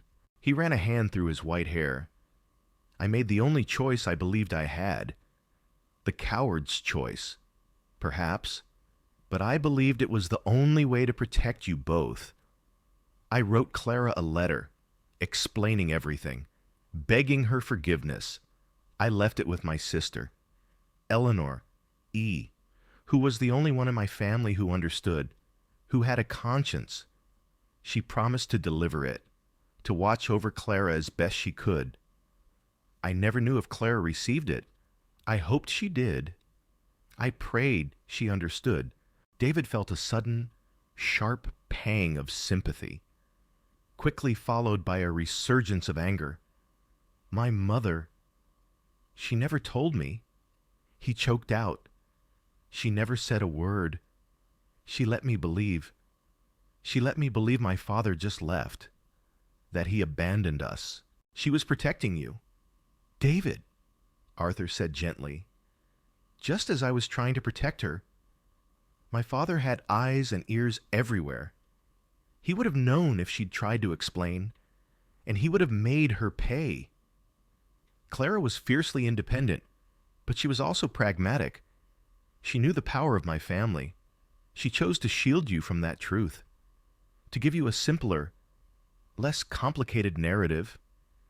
She was incredibly brave. Arthur walked over to a large, ornate desk and opened a drawer. He pulled out a thick, leather-bound photo album, its pages filled with faded pictures. He flipped through them until he found a section. I never stopped looking for her, for you, but my father made sure it was impossible. He spread rumors. He used his influence to block any inquiries. After he died, I tried again, but it was like searching for ghosts. Clara had changed her name, moved away. She had truly disappeared to protect you. And then, when I finally started to make progress, I heard she had passed away. My heart was broken all over again. He showed David a series of photographs, Clara, radiant and young, Clara with a newborn baby, a tiny bundle in her arms, David himself. Arthur's eyes glistened with unshed tears. I saw you, David, from afar. I watched you grow up, whenever I could, whenever I dared to risk my father's watchful eye. I saw you with the man you believed was your father. He was a good man, David, a kind man. He loved you. I know he did. This was the most painful revelation of all. The man he had resented, the man he had condemned, had been a loving, protective figure, stepping into a role that wasn't his, raising David as his own. The layers of sacrifice, of hidden truth, were almost unbearable. And Eleanor, David asked, his voice hoarse, "The letter from E to my mother." She knew. Eleanor was always the kindest of us, Arthur confirmed, a faint smile touching his lips. She hated what my father did. She tried to help Clara, to offer support, to pass messages when she could. She was the one who told me Clara had passed. She lost touch with you after that. She carries her own guilt, David, for not being able to do more. David felt a strange, almost dizzying shift in his perception of the world, the narrative of his life. Once so clear, so defined by abandonment, was now a complex tapestry of sacrifice, forced separation, and a love that had defied impossible odds. And Shadow, David asked, the question bubbling up unexpectedly. The dog. How did he know? Arthur's eyes widened slightly, a flicker of surprise, then a profound understanding. Shadow, he murmured, a soft, almost reverent tone. He's been with me for years, my constant companion. He's incredibly intelligent, fiercely loyal. A few years ago, I was driving through town, near that park, and he got out of the car. I searched for him for weeks, but he was gone. I was devastated. He's always been drawn to those in need, especially children. He has an uncanny sense about people. Arthur's gaze drifted to the painting of Shadow David had sold him, echo of loyalty. When I saw your painting, David, I recognized him instantly. His eyes, his spirit. I knew it was him, but I never imagined he would lead me to you. A profound silence filled the room, broken only by the quiet hum of the air conditioning, the stray dog, the unlikely guardian, the hero of the bridge. He wasn't just a random act of fate. He was a thread, woven into the very fabric of this impossible, heartbreaking story.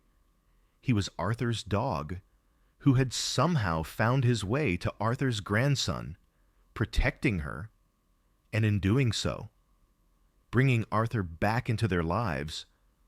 David looked at Arthur, the man who was both a stranger and his father, the man who had caused him so much pain through his absence, yet had done so out of a desperate, agonizing love. The anger was still there, a simmering ember, but it was now mingled with a profound sense of sorrow, of understanding, and a strange, fragile hope. Why now? David finally asked, his voice raw. Why tell me now? Arthur's eyes met his, filled with a renewed sense of purpose. Because I saw you, David, at the gallery. I saw your eyes, your mother's eyes, and I saw Lily and Shadow. When I saw that painting of Shadow, I knew it had to be him, and then I saw your face, And I knew you were my son. I couldn't let another day pass without trying to right the wrongs of the past, without telling you the truth, without finally being the father I was always meant to be. David felt a tear trace a path down his cheek, a single, hot tear that carried the weight of decades of unspoken grief, of unanswered questions, of a past finally, agonizingly, laid bare. The truth was devastating, but it was also liberating. His father, the man who raised him, had been a hero in his own right, and his biological father, Arthur, had been a victim of circumstances, a man forced to make an impossible choice. The world had shifted on its axis, but for the first time. David felt a strange sense of completeness, a sense of belonging to a story far larger and more tragic than he had ever imagined. The silence that followed Arthur Caldwell's confession was not empty. It was a roaring void, filled with the echoes of shattered assumptions and decades of unspoken pain. David felt a cold sweat break out on his forehead, his vision momentarily blurring. My biological father. The words repeated in his mind, a relentless, jarring rhythm. It wasn't just the shock of the revelation, but the profound, agonizing reframing of his entire life story. The man he had mourned, resented, and silently condemned for abandoning him was not his biological father.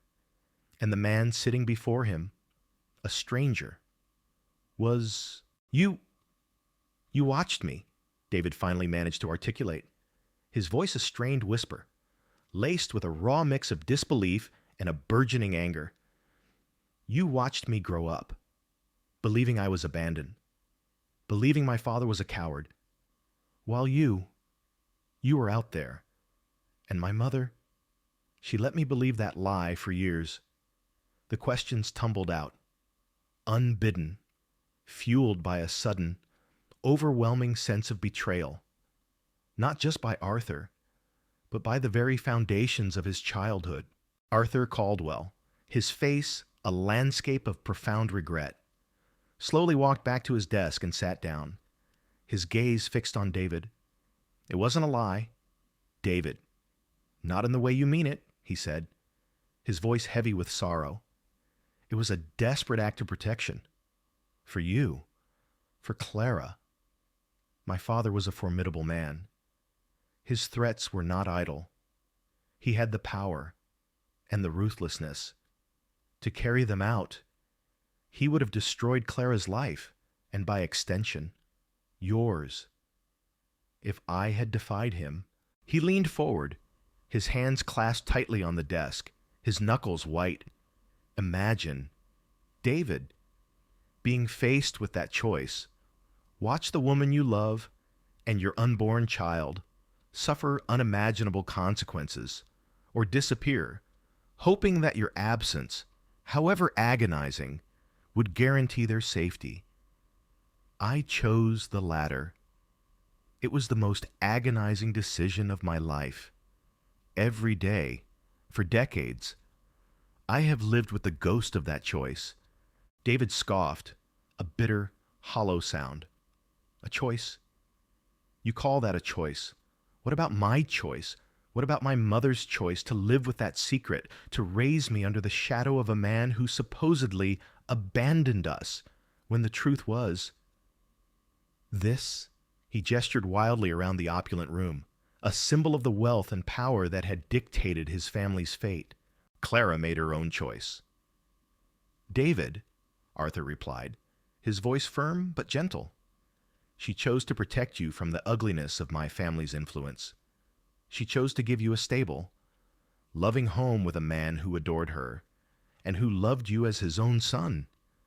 She chose to shield you from the truth of my family's cruelty, from the knowledge that your biological father was forced to abandon you by a powerful, vindictive man. A new wave of emotion washed over David, a profound, aching understanding for his mother. She had carried this immense secret, this unbearable burden, alone.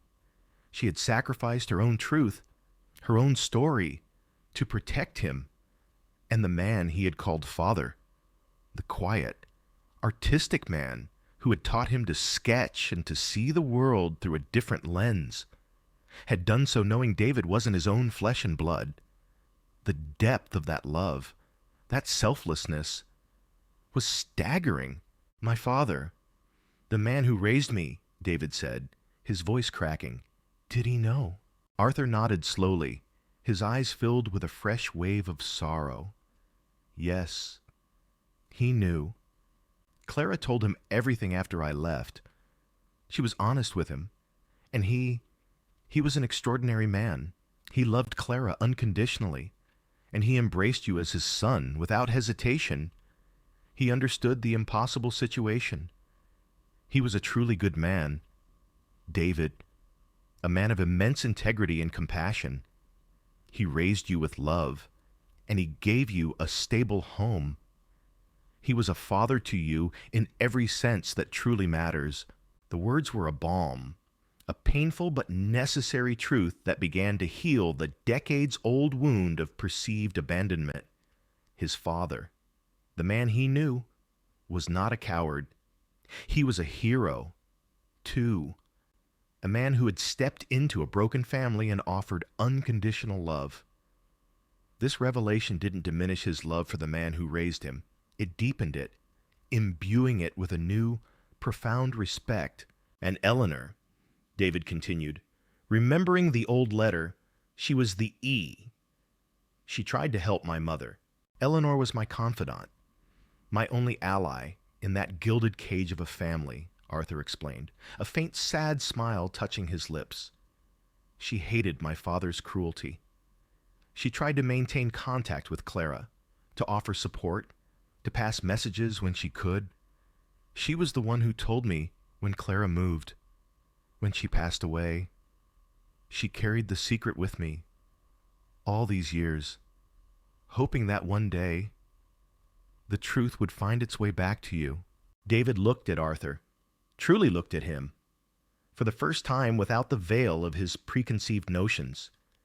He saw not just the wealthy patron, but a man who had suffered immense loss, who had carried a profound burden of guilt and regret for decades. He saw the sorrow in his eyes, the lines of pain etched around them, and he saw himself, reflected in those same blue eyes, a startling, undeniable resemblance. Why now? David asked again, though the answer was already forming in his mind. After all these years, why reveal yourself now? Arthur's gaze softened, a flicker of hope entering his eyes. Because of Shadow. David. Because of that incredible dog. After my father died, I spent years trying to find Clara, trying to find you. I hired private investigators. I followed every lead, but it was like searching for ghosts. Clara had truly vanished. To protect you. And then, a few years ago, Shadow. He got out of my car near that park. I was devastated. He's more than a pet. He's family. He's been my constant companion through all these lonely years. He paused, a profound wonder in his voice. When I saw your painting at the gallery, echo of loyalty, I recognized him instantly. His eyes, his spirit. It was unmistakably Shadow. My Shadow. I was stunned. And then I saw you, your face, your eyes, and I knew. I knew you were Clara's son, my son. And when I saw Lily, your daughter, with Shadow, it was like a sign, a miracle. He led me to you. David, after all these years, he brought us back together. David felt a lump form in his throat. The stray dog, the silent hero of the bridge, was not just a random act of fate. He was a living, breathing thread connecting them, a loyal companion who had found his way back to his original owner, and in doing so, had inadvertently reunited a family shattered by a cruel past.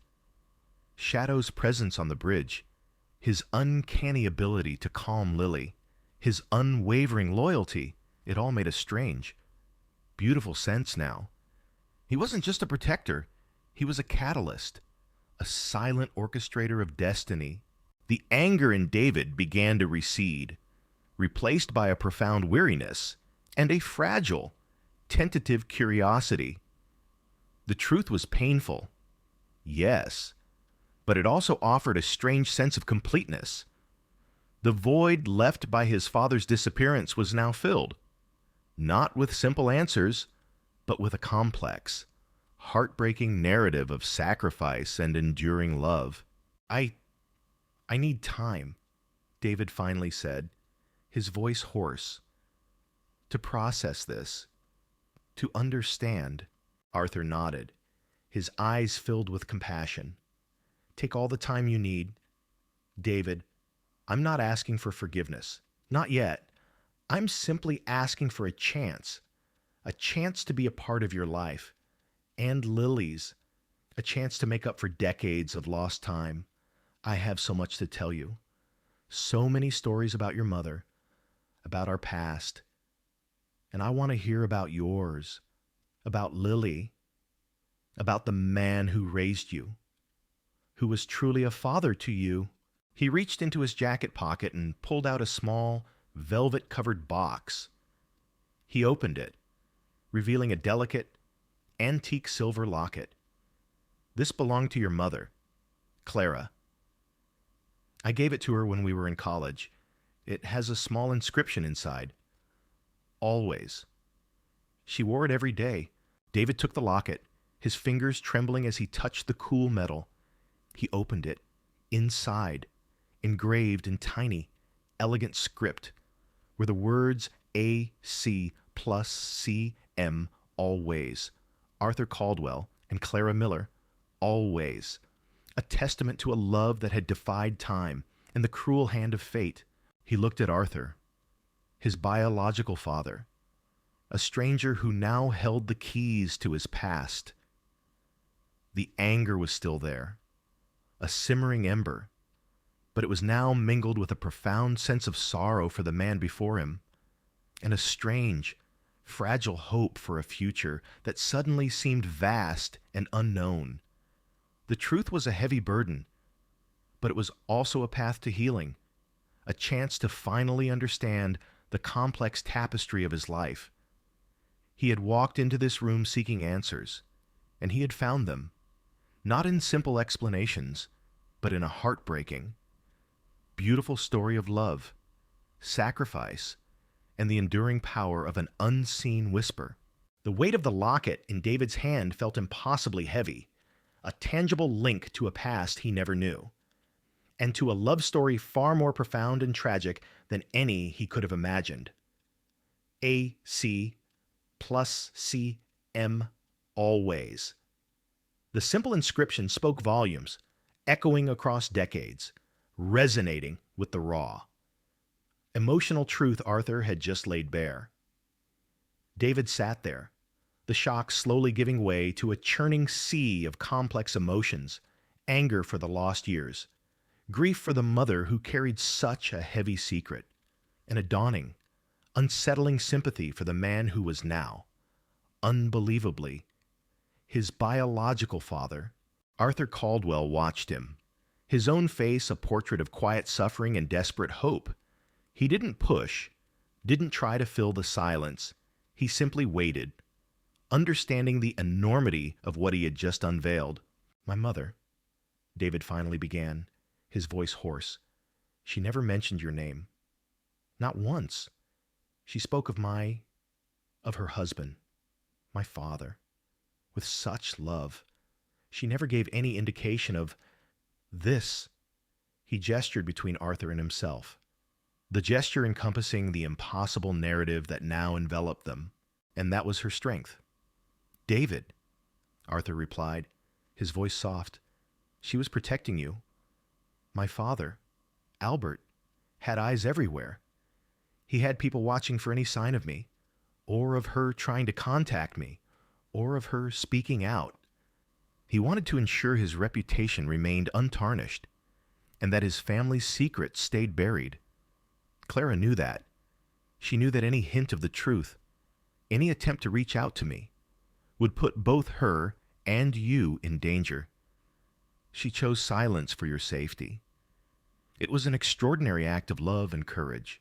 David imagined his young mother, pregnant, alone, facing the wrath of a powerful, ruthless family, making the agonizing decision to sever all ties with the man she loved to protect her unborn child. The sheer weight of that sacrifice made his chest ache, and the man who stepped into that void, his father, David Miller Sr., who loved and raised him without question. Knowing the truth, the layers of selflessness were almost unbearable. He was a good man. David, Arthur continued, as if sensing David's thoughts.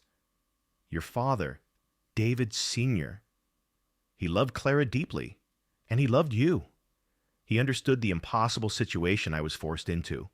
He never resented you, never made you feel anything less than his own son. That takes a truly remarkable spirit. He was a hero in his own quiet way. This confirmation, coming from Arthur, was strangely comforting. It solidified the man David knew as his father in an even more profound light. The initial anger at his mother for the perceived deception began to dissipate, replaced by a deep understanding of her impossible burden. And Eleanor, David said, turning the locket over in his fingers, your sister, the one who sent the letter, did she know where my mother was all these years? Eleanor, bless her heart, tried her best. Arthur explained, she was the only one in my family who truly abhorred my father's methods. She maintained sporadic, clandestine contact with Clara for a while, offering support, sending what little money she could discreetly. But eventually, Clara insisted she stop. She feared for Eleanor's safety, knowing Albert would be suspicious of any continued contact. Clara wanted to completely disappear from their radar, to ensure your safety above all else. Eleanor lost track of her definitively about 20 years ago. After Clara moved to the city, Eleanor was heartbroken. She truly believed the truth would never come out. Arthur paused, a faraway look in his eyes. Eleanor is a true Caldwell. David, in the best sense of the word. She's strong, principled, and utterly loyal. She always believed in my love for Clara, and for you. She also hated the rigid, suffocating traditions of our family. She married outside of our social circle, purely for love, which was another thorn in my father's side. She's a formidable woman. David found himself intrigued by this Aunt Eleanor he never knew existed. She sounded like a kindred spirit to his mother, a rebel in a family that valued conformity above all else.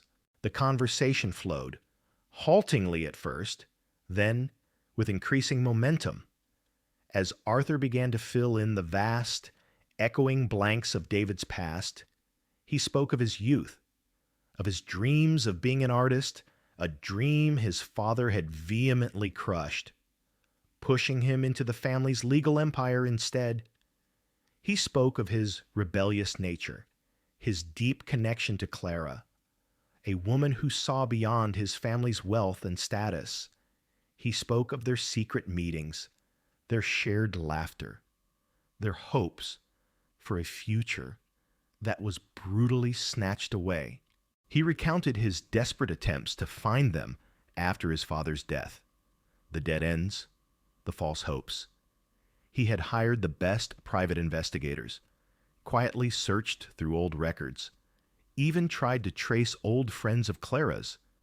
But Clara had been meticulous in covering her tracks, ensuring David's safety above all else. She had truly become a ghost. I was losing hope. David, Arthur confessed, his voice thick with emotion. Years turned into decades. I resigned myself to a life of quiet regret. Believing I would never find you, I tried to live a good life, to honor Clara's memory, to make amends for my own part in her suffering. However coerced, I poured myself into philanthropy, into supporting the arts, secretly hoping I might stumble upon a clue, a connection, but nothing. And then he spoke of Shadow. Shadow. He came into my life about 10 years ago, Arthur said, a gentle smile gracing his lips. He was a rescue, found abandoned and injured. He's always been more than a dog to me. He's been my companion, my confidant. He has this uncanny empathy, an almost human understanding. He's fiercely protective, especially of children. He's saved me, in his own way, from the crushing loneliness of a life without my family. Arthur's eyes twinkled with genuine wonder. When he ran off near that park, I was beside myself. I scoured the area for weeks. I put up flyers, offered rewards. Nothing. I thought he was gone forever.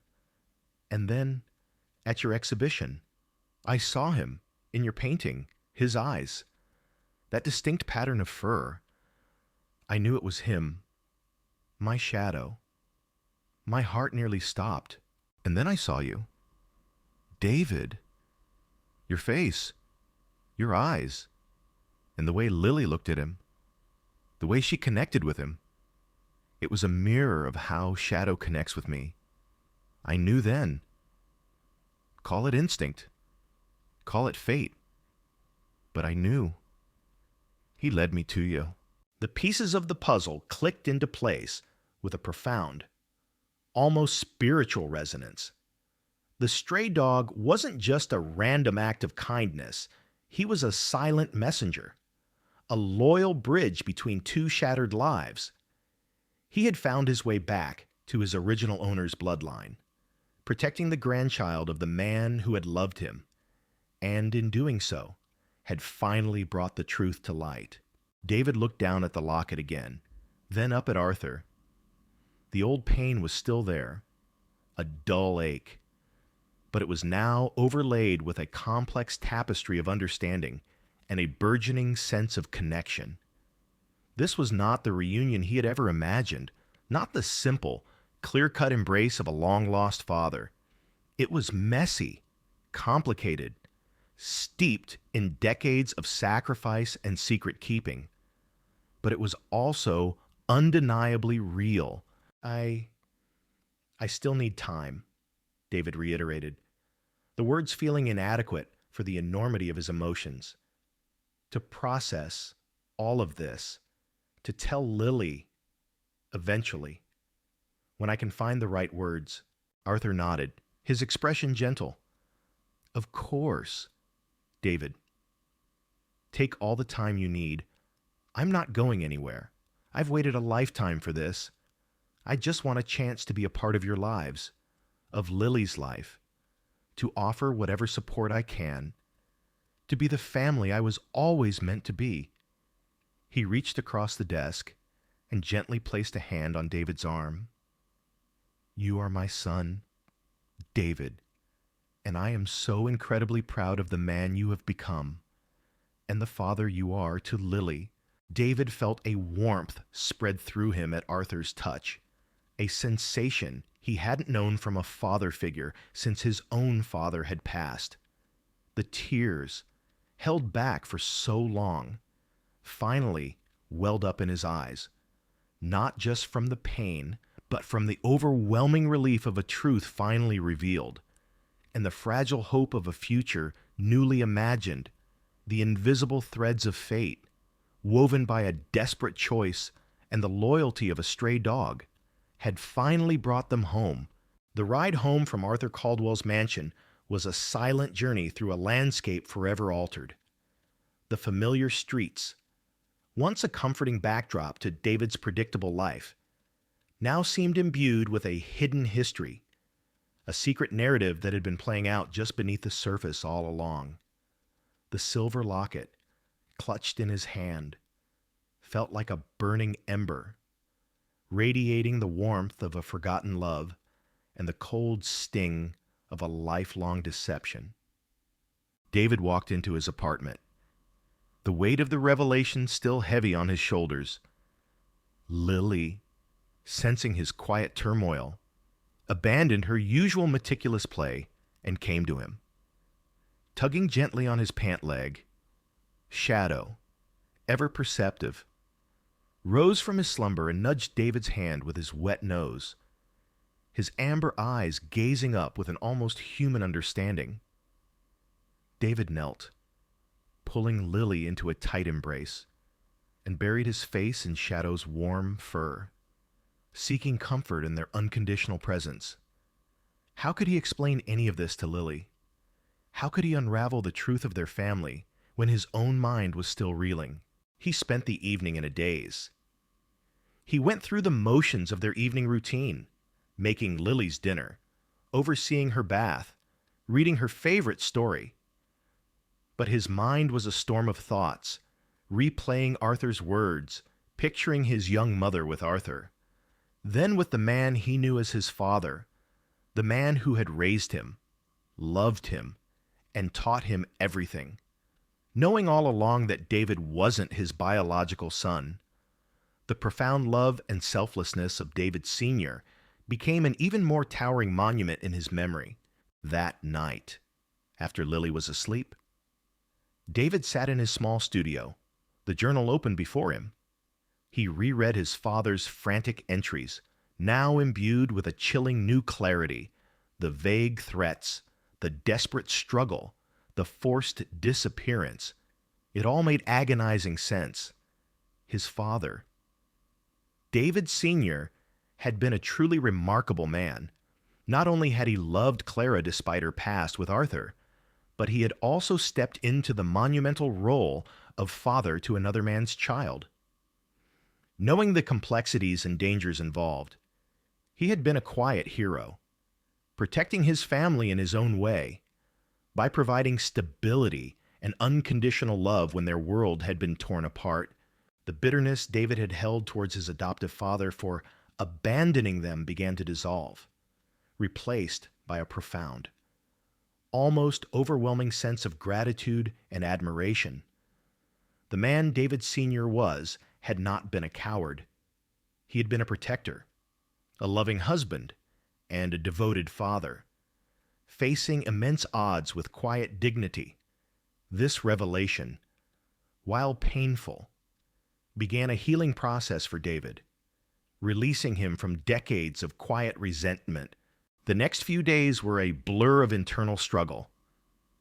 David found himself staring at his phone, the contact for Arthur Caldwell a constant reminder of the unfinished conversation. He knew he couldn't avoid it. There were so many more questions, so many years to unpack. But the enormity of it felt paralyzing. He realized he needed to see Eleanor, Arthur's sister. She was the last link to his mother's secret past, the one who sent the cryptic letter.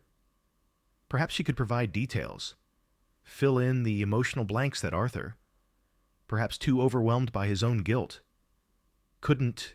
David reached out to Arthur, not for a meeting, but for Eleanor's contact information. Arthur, understanding David's need for time and independent verification, readily provided it. Eleanor lived in a quaint, ivy-covered cottage not far from the city, a stark contrast to Arthur's grand mansion. When David arrived, he was greeted by a woman whose silver hair was pulled back in a loose bun, and whose eyes, though older, held the same piercing intelligence and warmth he'd seen in Arthur's. She wore a simple, elegant dress, and her movements were graceful, unhurried. "David," she said, her voice soft but clear, as she opened the door. There was no surprise in her eyes, only a deep sadness mingled with recognition. "Arthur called me. I've been waiting for you." She led him into a cozy living room, filled with books and antique furniture. The scent of old paper and lavender hung in the air. As he sat, David felt an immediate sense of ease, a quiet comfort he hadn't anticipated. "Clara was my dearest friend. David, Eleanor began, her gaze holding his. More than a sister-in-law, though my father never acknowledged their marriage. She was the one light in a very dark and rigid family. When Arthur fell in love with her, it was like watching a caged bird finally take flight. And then, my father, Albert, he crushed it all. Eleanor recounted the story from her perspective, confirming every detail Arthur had shared, but adding layers of emotional depth and a fierce, protective love for Clara. She spoke of Clara's fierce independence, her unwavering love for Arthur, and her profound courage in facing Albert Caldwell's threats. Clara knew the risks. David, Eleanor explained, her voice tinged with pain. Albert would have used every weapon at his disposal: financial ruin, social ostracism, even veiled threats against her family if she resisted. And when she learned she was pregnant with you, she knew she had to disappear, not just from Arthur's life, but from anything connected to the Caldwell name. It was the only way to truly protect you from his reach. She spoke of the agonizing goodbyes, of Clara's heartbreak, but also of her unwavering resolve to give David a safe, normal life, away from the poisonous influence of the Caldwell patriarch. Your mother was determined to shield you from the ugliness of it all, Eleanor continued, her eyes misty. She found a wonderful man in David Sr. He was a true gem, an artist with a gentle soul. He knew everything, and he loved her, and you, unconditionally. He gave you the stability and the quiet love you needed after such a tumultuous beginning. Clara chose that silence, that new life, to protect your innocence. She knew the truth would only bring pain and questions you weren't ready for. David's understanding deepened further. His mother had been a warrior, fighting an unseen battle for his future, and David Sr. had been her steadfast ally, a pillar of strength and unwavering love. Eleanor then shared something else, a detail that resonated deeply within David. And Shadow, she said, her eyes suddenly softening as she looked at David's sketch of the dog, which he had brought with him. Arthur told me about him. He was Arthur's dog. You know, Arthur rescued him after a terrible accident. Shadow was severely injured, almost didn't make it, but Arthur nursed him back to health. They were inseparable. Shadow was the only creature in my brother's life who truly understood him, truly loved him without judgment. After everything, when he ran off near that park, Arthur was utterly devastated. It was like losing a piece of his soul all over again. David felt a lump in his throat. Shadow, the stray dog, the silent protector, was not just a random coincidence. He was a beacon, a living link, carrying the scent of a lost love, connecting past and present, his uncanny presence on the bridge, his intuitive understanding of Lily's needs, his calm reassurance. It was all part of a larger, almost mystical design. He had been Arthur's loyal companion, and now he had guided Arthur back to his own flesh and blood. It's truly remarkable, isn't it? Eleanor murmured, her gaze meeting David's. How fate works in such mysterious ways.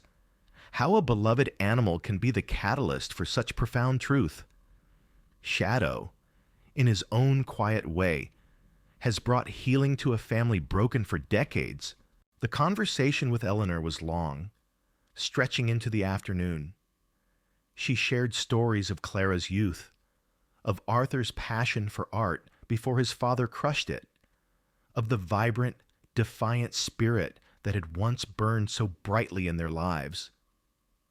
By the time David left, the weight on his shoulders felt a little lighter, replaced by a profound sense of clarity and a fragile, burgeoning hope. He called Arthur that evening. I spoke with Eleanor, David said. his voice steady. "Thank you for everything." And Arthur asked, his voice hesitant, hopeful, "And I think I'd like to hear more." David replied, "About my mother, about you, about everything. And I'd like you to meet Lily properly." A profound sigh of relief was audible on the other end of the line. "Thank you, David. Thank you. That means everything." The path forward would not be easy. Decades of absence, of unspoken truths, could not be erased overnight. But for the first time in his life, David felt a sense of completeness, a profound understanding of who he was and where he came from.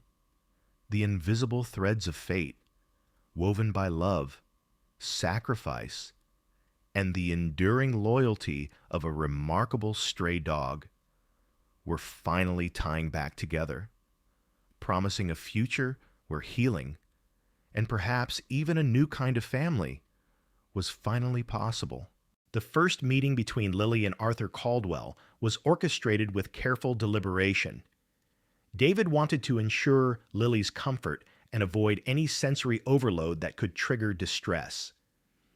He chose their apartment, Lily's safe haven, and timed it for a quiet afternoon, when Lily was typically most settled and Shadow was present. Arthur, understanding the delicate nature of the situation, arrived alone, without fanfare, carrying a small, beautifully wrapped gift for Lily, a set of high-quality art pencils, knowing her quiet fascination with color. When Arthur stepped into the living room, Lily was on the floor, meticulously arranging her favorite collection of smooth river stones, with Shadow curled beside her, his head resting on her thigh. Lily looked up, her hazel eyes, so like her mother's and so like Arthur's, met his gaze without fear. Only a quiet curiosity. Shadow, sensing no threat, merely lifted his head, his tail giving a single, gentle thump against the rug. Arthur knelt slowly, not rushing, giving Lily space. "Hello." "Lily," he said, his voice soft, almost a whisper, echoing the tenderness David had heard when he first saw Arthur interacting with her. "I'm Arthur. It's very nice to meet you." Lily, uncharacteristically, didn't turn away. She tilted her head, observing him. Then she extended a small hand, not towards Arthur, but towards Shadow, whose fur she gently stroked. It was a silent affirmation, a sign that she felt safe, anchored by her furry protector. Arthur understood. He respected her boundaries, her quiet way of interacting with the world. He simply offered the gift. Lily took it, her fingers tracing the smooth wood of the pencil case, a rare, small smile flickering on her lips. It was a silent, peaceful beginning, far better than David could have hoped for. Over the next few weeks, Arthur became a quiet, consistent presence in their lives. He didn't push, he didn't demand. He came for short visits, always at prearranged times, always bringing a small, thoughtful gift that resonated with Lily's unique interests.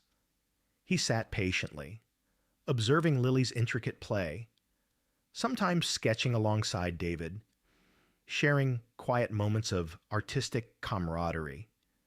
He spoke softly, always directing his words to David, but ensuring Lily was aware of his gentle presence. Lily, in turn, slowly began to acknowledge him.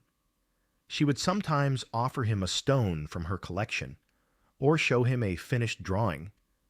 She would occasionally meet his gaze, and once, during a quiet moment when Arthur was reading a book nearby, she leaned against Shadow, then gestured for Arthur to sit closer. It was a monumental step, a silent invitation into her carefully guarded world. Arthur, for his part, brought more than just quiet companionship.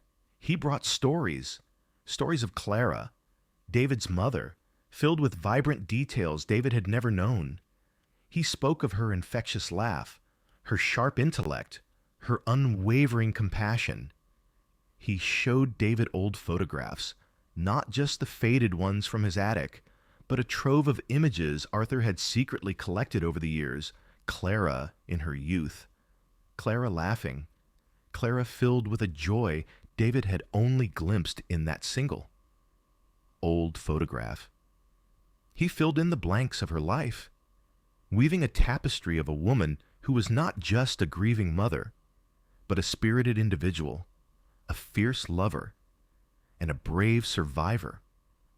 He also brought support, not just financial, though he subtly offered to cover Lily's extensive therapy costs, which David, with a humbling sense of relief, gratefully accepted. But more importantly, he offered emotional support. He listened as David spoke of his struggles, his fears, his dreams. He shared his own regrets, his lifelong burden of guilt, and the profound loneliness he had endured without his family. Their shared history, however painful, forged an unbreakable bond. One afternoon, during a particularly calm visit, David found himself sketching Arthur's profile, his hand moving with an ease and precision he hadn't felt in years. Arthur, noticing, smiled. "You know, David," he said softly, "your mother encouraged my artistic side. Before my father crushed it, she always believed I had a talent. We used to sketch together. She was truly gifted." He paused, a wistful look in his eyes. My father, Albert, he saw art as frivolous, a weakness. He wanted me to be a lawyer, to carry on the family legacy. He was utterly devoid of artistic appreciation, incapable of understanding anything that wasn't about power or money. Arthur's voice hardened slightly as he spoke of his father, the man who had caused so much suffering. He saw Clara's humble background, her independent spirit, and my artistic leanings as a threat to his carefully constructed world. He would stop at nothing to eliminate anything he perceived as a stain on the Caldwell name. David felt a surge of understanding. Arthur wasn't just a victim of circumstance. He had been a prisoner of his own family's expectations and cruelty. The system that had forced him away from Clara and David had also stifled his own spirit, his own dreams. "You know," Arthur continued, "Shadow. He has always had an uncanny knack for knowing who needs him. He gravitated towards children, towards anyone who seemed lost or vulnerable. When he ran off near that park years ago, I never understood why. But now, seeing Lily, seeing her unique way of being in the world, it's clear. He found her because she needed him, because she was family. Even if we didn't know it yet, he was watching over her, waiting, this confirmation, the full realization of Shadow's role in their reunion, brought a lump to David's throat. The stray dog, the silent hero of the bridge, was truly an agent of destiny. He had brought a shattered family back together, piece by painstaking piece. As weeks turned into months, the fragments of their lives began to knit together. Arthur took a genuine, loving interest in Lily's progress, attending her therapy sessions, learning about her unique world. He introduced David to Eleanor, who instantly embraced David with a warmth that felt like coming home. Eleanor, a woman who carried her own deep understanding of the Caldwell family's dark secrets, became another source of comfort and connection for David. She spoke of her own quiet acts of defiance against her father, of her efforts to help Clara from afar, further solidifying David's understanding of the sacrifices made for him. David's art flourished. The commissions from Arthur Caldwell provided him with financial freedom, allowing him to leave his graphic design job and dedicate himself fully to his passion. His paintings, once filled with a quiet melancholy, now vibrated with light, hope, and the profound connections he was rediscovering. He painted more portraits of Lily and Shadow, but also of Arthur, capturing the newfound peace and the deep love that had blossomed in his eyes one crisp autumn afternoon. Almost a year after the incident on the bridge, David found himself walking with Arthur and Lily in Highland Park. Shadow trotted happily beside Lily, occasionally nudging her hand. They approached the old stone bridge, the place where everything had almost ended, and where everything had truly begun. Lily, usually unaffected by emotional resonance, paused at the railing, looking down at the slow-moving river. She turned to Arthur, then to David, and for the first time, spoke Arthur's name, clear and unhesitating. Arthur. Then she pointed to the water, bridge, and then to Shadow. Shadow. Her simple words, connecting the key figures in the pivotal location, were a profound acknowledgement of their shared history, a testament to her unique, intuitive understanding. Arthur's eyes welled up. He knelt beside Lily, gently taking her hand. "Yes, Lily," he said, his voice thick with emotion. "The bridge. And Shadow. He saved you, and he brought us together." David watched them, a profound sense of peace settling over him. The bitterness, the resentment, the fear, they hadn't vanished completely, but they had receded, replaced by gratitude, understanding, and an overwhelming sense of belonging. The family that had been shattered by betrayal and forced separation was now, slowly but surely, rebuilding. Arthur, once a stranger, was now a loving father, a kind grandfather. Eleanor was a cherished aunt, and Shadow, the extraordinary stray dog, was not just a pet, but the silent, loyal thread that had woven their destinies together. Justice had been served, not through punishment of the long-dead patriarch, but through the triumph of truth, the healing of old wounds, and the profound power of rediscovered love. The old bridge, once a symbol of terrifying loss, was now a monument to the unseen whispers of fate and the unbreakable bonds of family. Years unfurled like the canvases David now painted, each one adding new layers of depth, color, and truth to their lives. The initial, tentative steps towards integrating Arthur into their family had solidified into a profound, undeniable bond. He was no longer just Arthur Caldwell, the wealthy patron, or even just Arthur, David's biological father. He was Grandpa Arthur to Lily, a warm, patient presence who understood her unique world with an almost instinctive empathy. Lily, in her own quiet way, thrived. Her world, once so rigidly structured, began to expand, buoyed by the consistent, gentle presence of both David and Arthur. She continued her therapies, making steady progress, her communication skills blossoming slowly but surely. She often drew pictures of her family, now stick figures representing David, herself, Arthur, and, inevitably, a large, shaggy figure that was unmistakably Shadow, all holding hands, a testament to her internal understanding of their intertwined lives. Shadow, for his part, remained Lily's unwavering companion, her silent guardian, a constant source of comfort and security. He was a familiar, comforting shadow in her world, a living bridge between her sensory reality and the wider world. David's art, now his sole profession, flourished. The initial commissions from Arthur had opened doors, but it was the profound emotional truth woven into his canvases that truly resonated with collectors and critics alike, his portraits of Lily and Shadow. once personal expressions of quiet hope, became celebrated works, touching viewers with their raw honesty and the undeniable power of their story. He branched out, exploring themes of resilience, hidden truths, and the unexpected connections that bind humanity.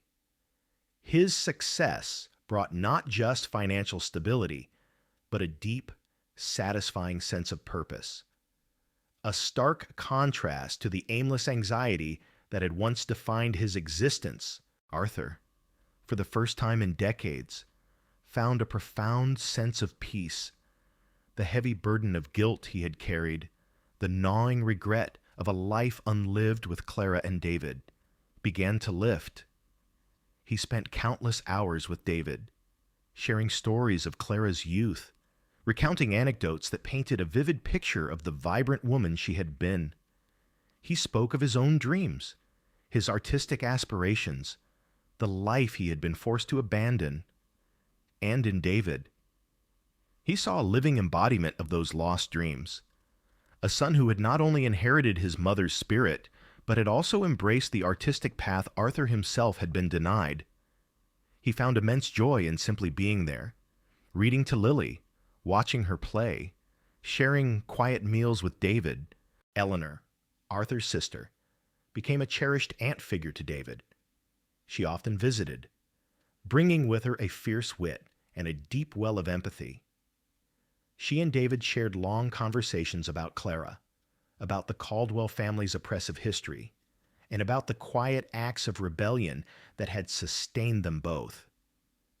Eleanor found a profound solace in witnessing the family finally coming together, a vindication of her own long-held belief that truth and love would ultimately prevail.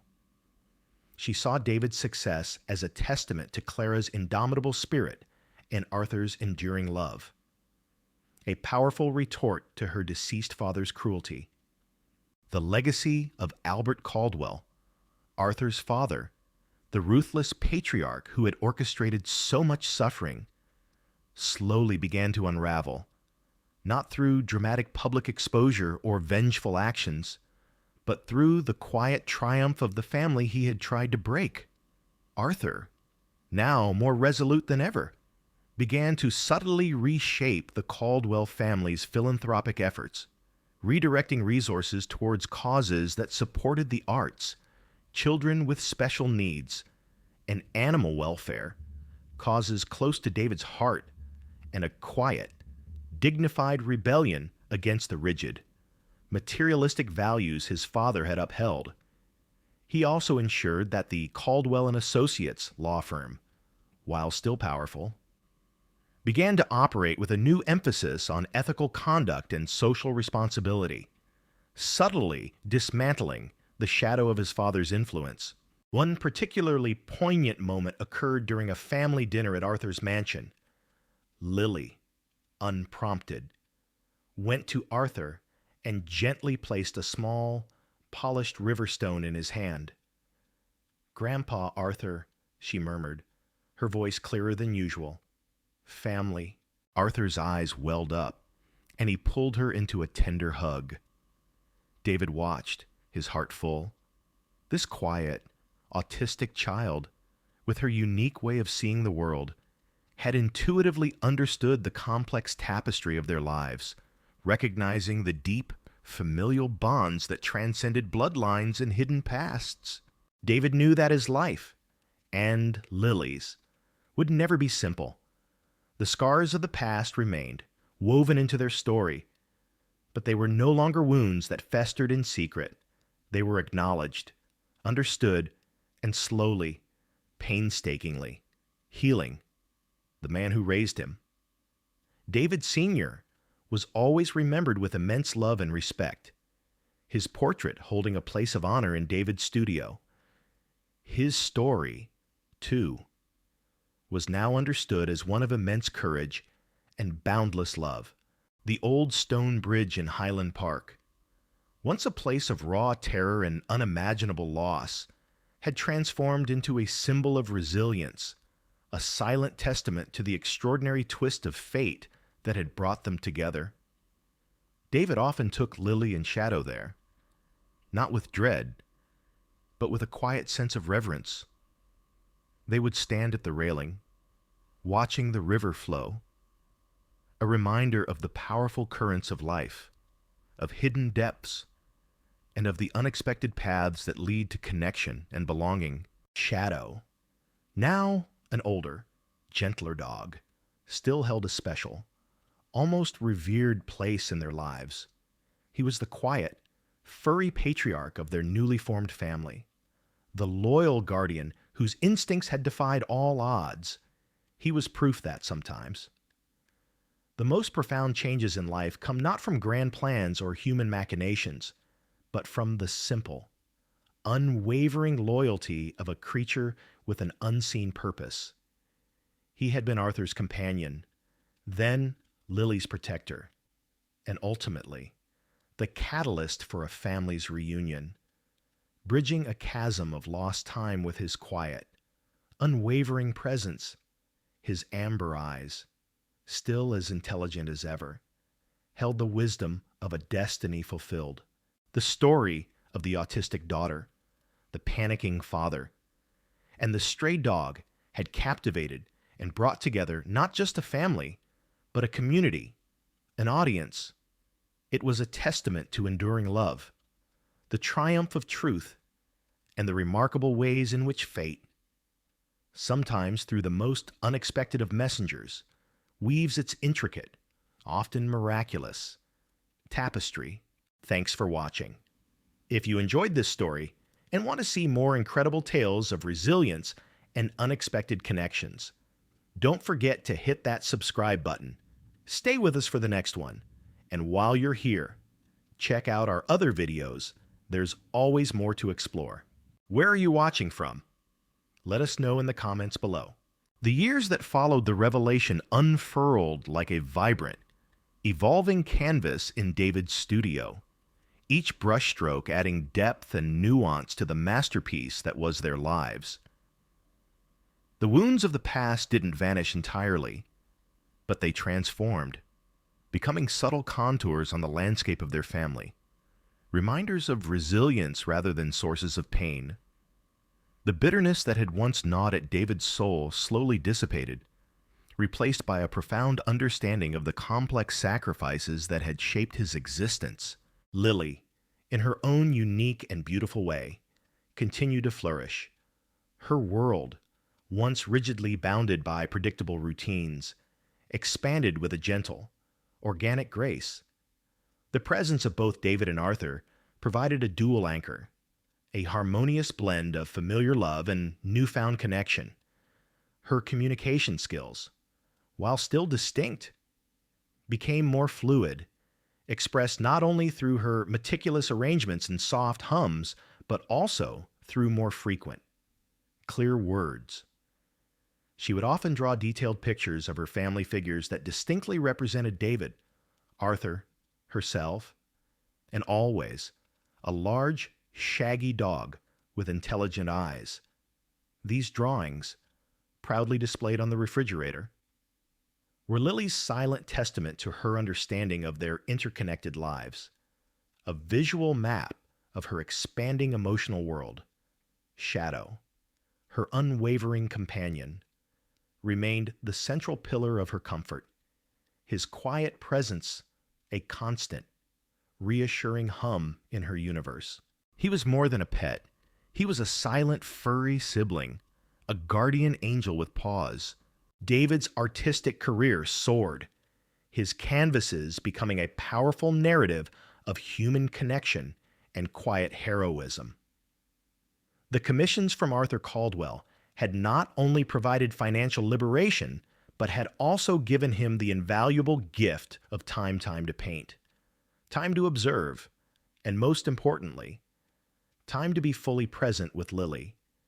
His art, once marked by a melancholic introspection, now vibrated with a luminous quality, capturing the profound beauty of rediscovered bonds and the enduring strength of the human spirit. His exhibitions were highly anticipated, his unique style and the poignant stories behind his pieces drawing widespread acclaim. He explored themes of hidden truths, the resilience of love, and the often unseen catalysts that reshape destiny. Success, for David, was not merely about fame or fortune. It was about authenticity, about finally being able to express the depths of his own journey through his work. Arthur, having shed the lifelong burden of guilt and secrecy, blossomed in his twilight years. The quiet dignity that had always defined him was now imbued with a gentle warmth, a profound joy.